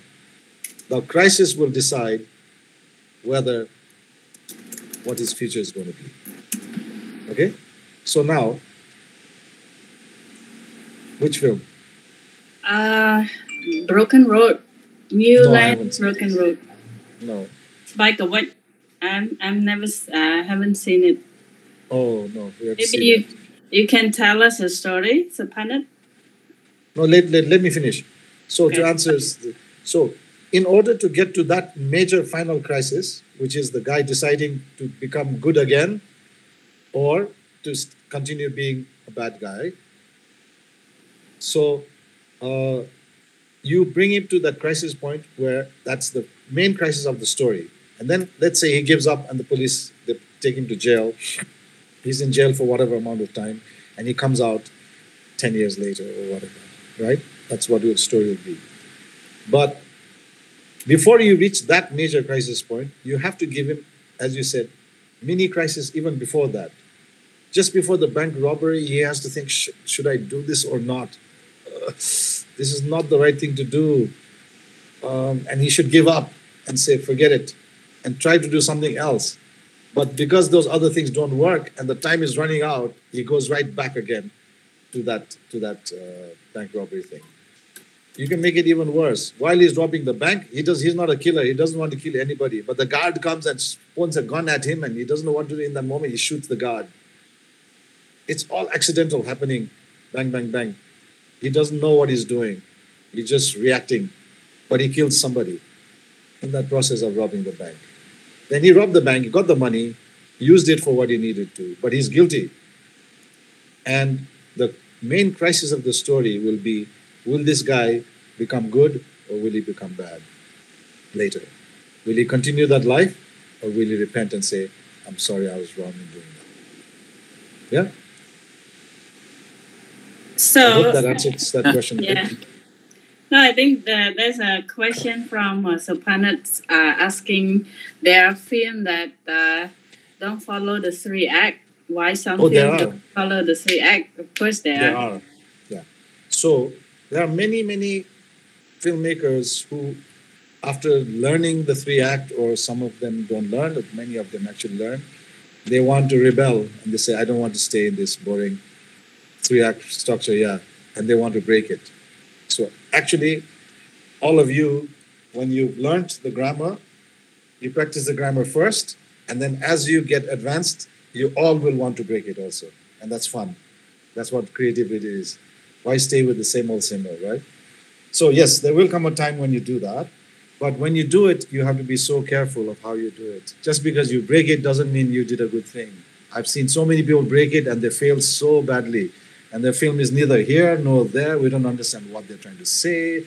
They leave too much for the audience to understand and kind of make the story by themselves and all of that, right? So the art house kind of genre of filmmaking usually likes to do that. They like to leave very open-ended for the audience to interpret and all of that. So when you don't have a three-act structure, but I'll tell you the honest truth, the three-act structure works because the audience can follow the story very clearly and it's very satisfying for them. And they can respond and react in the right way. When you put it upside down or you try to change it, you are challenging your audience to understand it. And when they get confused, either they get bored or they cannot catch your story properly. So it doesn't impact them in the way you intended it to. So it's fun for the filmmaker to change the structure, but hopefully the audience also can catch it, you see. So my advice is stay with this structure in the beginning and master the structure first. Once you've done it and you know how to tell a story really well in a straight way, then you can have fun, play around with it and make it upside down, make it change, etc. So I could see somebody giving us a synopsis of the. So I think it's something like this. I would say នៅពេលដែលយើងធ្វើផ្ទះយើងតែងតែមានអីគេ foundation មានគ្រោងមាន Oh, I've seen this film. ចាក់ Oh, ក្នុង that's what is it called? ប្លង់ចាក់អីហ្នឹងណាអញ្ចឹងក្នុងហើយគេធ្វើផ្ទះវាច្រើនគឺផ្ទះអីគេផ្ទះចាក់ប្លង់ដូចគ្នាប៉ុន្តែចេញមក style design color អីគឺខុសគ្នាណាក្នុងសាច់រឿងដូចគ្នាអញ្ចឹងដែរ three act ឬក៏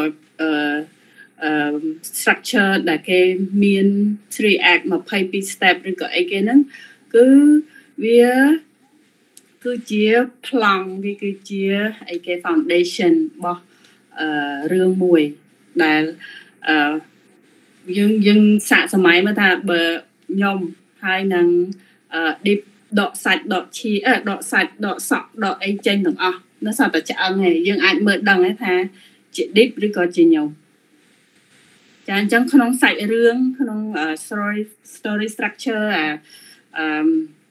គ្រោងឆ្អឹងនៃរឿងហ្នឹងគឺវាស្រដៀងគ្នាចឹងដែរគឺគ្រោងវាដូចគឺវាមានស្ថានស្រដៀងគ្នាដូចគ្នាប៉ុន្តែសាច់ឈាមតួអង្គកលៈទេសៈ scenario ដែលយើងផ្ដល់ឲ្យហ្នឹងគឺវាខុសគ្នាណា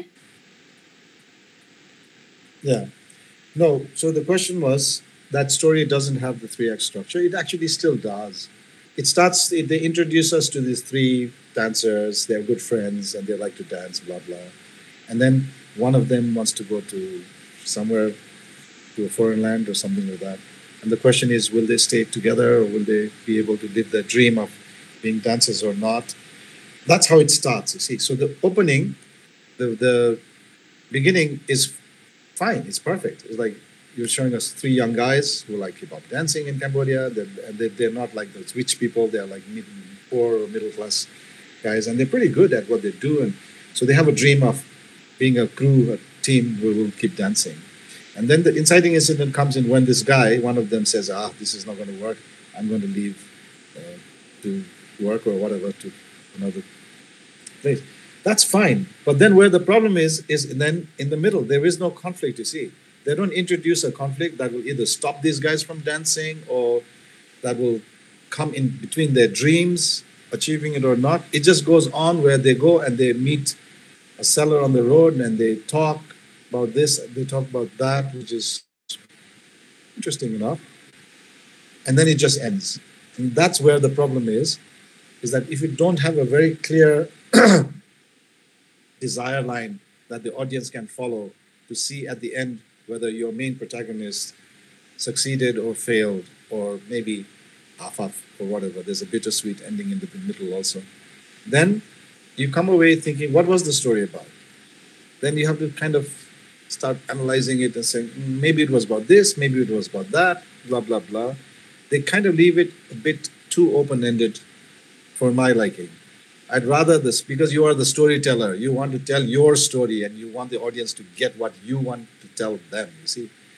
Don't leave it only for the audience to interpret it either this way or that way. Then you're an interactive kind of, I don't know, whatever kind of storyteller. That's another kind of whole genre of filmmaking. And I'm telling you, a lot of people, they do that. There's an art house kind of genre where they like the storyteller not to tell everything, and they keep a lot of things open-ended and all that. It's up to you what kind of filmmaker you want to be.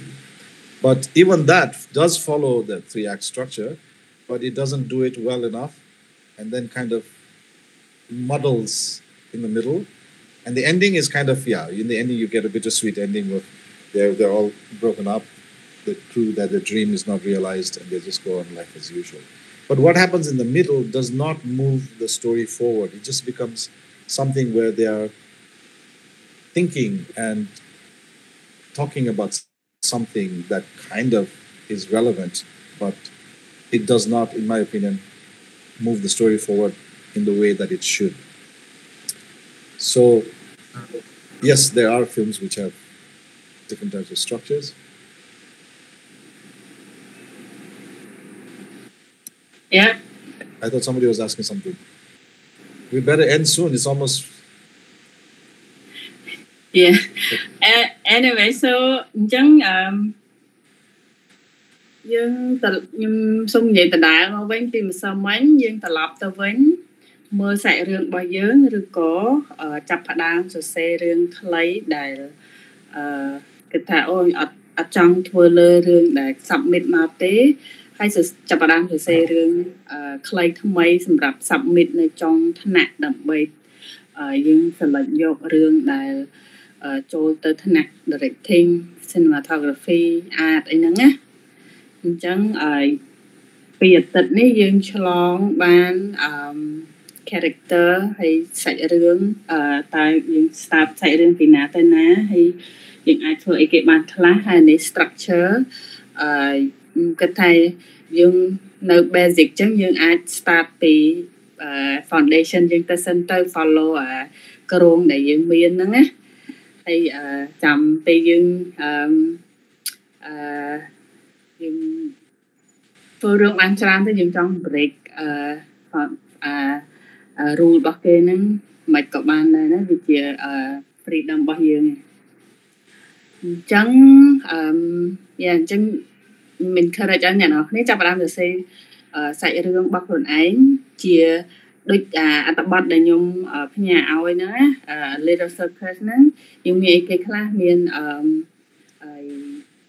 មើលតាម flow ហ្នឹងមកមាន log line មាន character profile មាន synopsis ហើយនឹង treatment ហ្នឹងមកណាใน synopsis សង្ខេបរឿងខ្លី3ទំព័រអញ្ចឹងយើងសរសេរថាជា3ទៅ4កថាខណ្ឌហ្នឹងណា paragraph សម្រាប់ synopsis ហើយtreatment យើងយក synopsis ហ្នឹងយកបំបែកទៅជា scene មួយឈុតតើមានប្រហែលឈុតប្រហែល scene នៅក្នុងសាច់រឿងខ្លីរបស់យើងហ្នឹងណាមុនចូលទៅសរសេរ screenplay ណា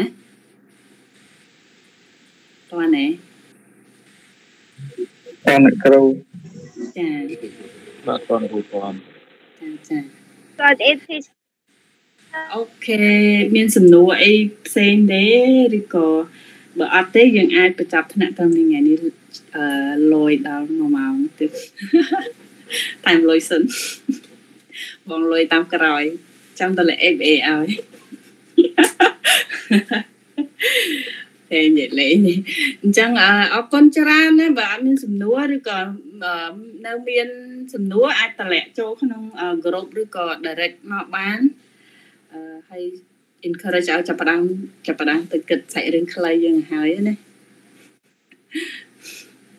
ចាអូខេអរគុណច្រើនជួបគ្នាតាមពេលនឹងម៉ោងដដែលណា Bye. Thank you, Deep, for your time.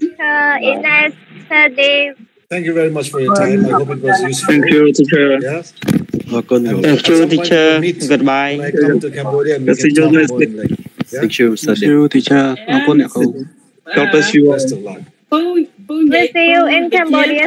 Yes, see you soon. I'll come there in April. We'll meet.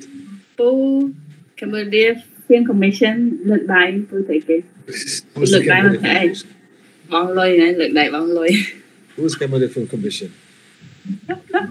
បងលុយអត់ចេញអត់ចេញបើកសំឡេងទេចង់សាយនិយាយបាត់ហើយមើលទៅ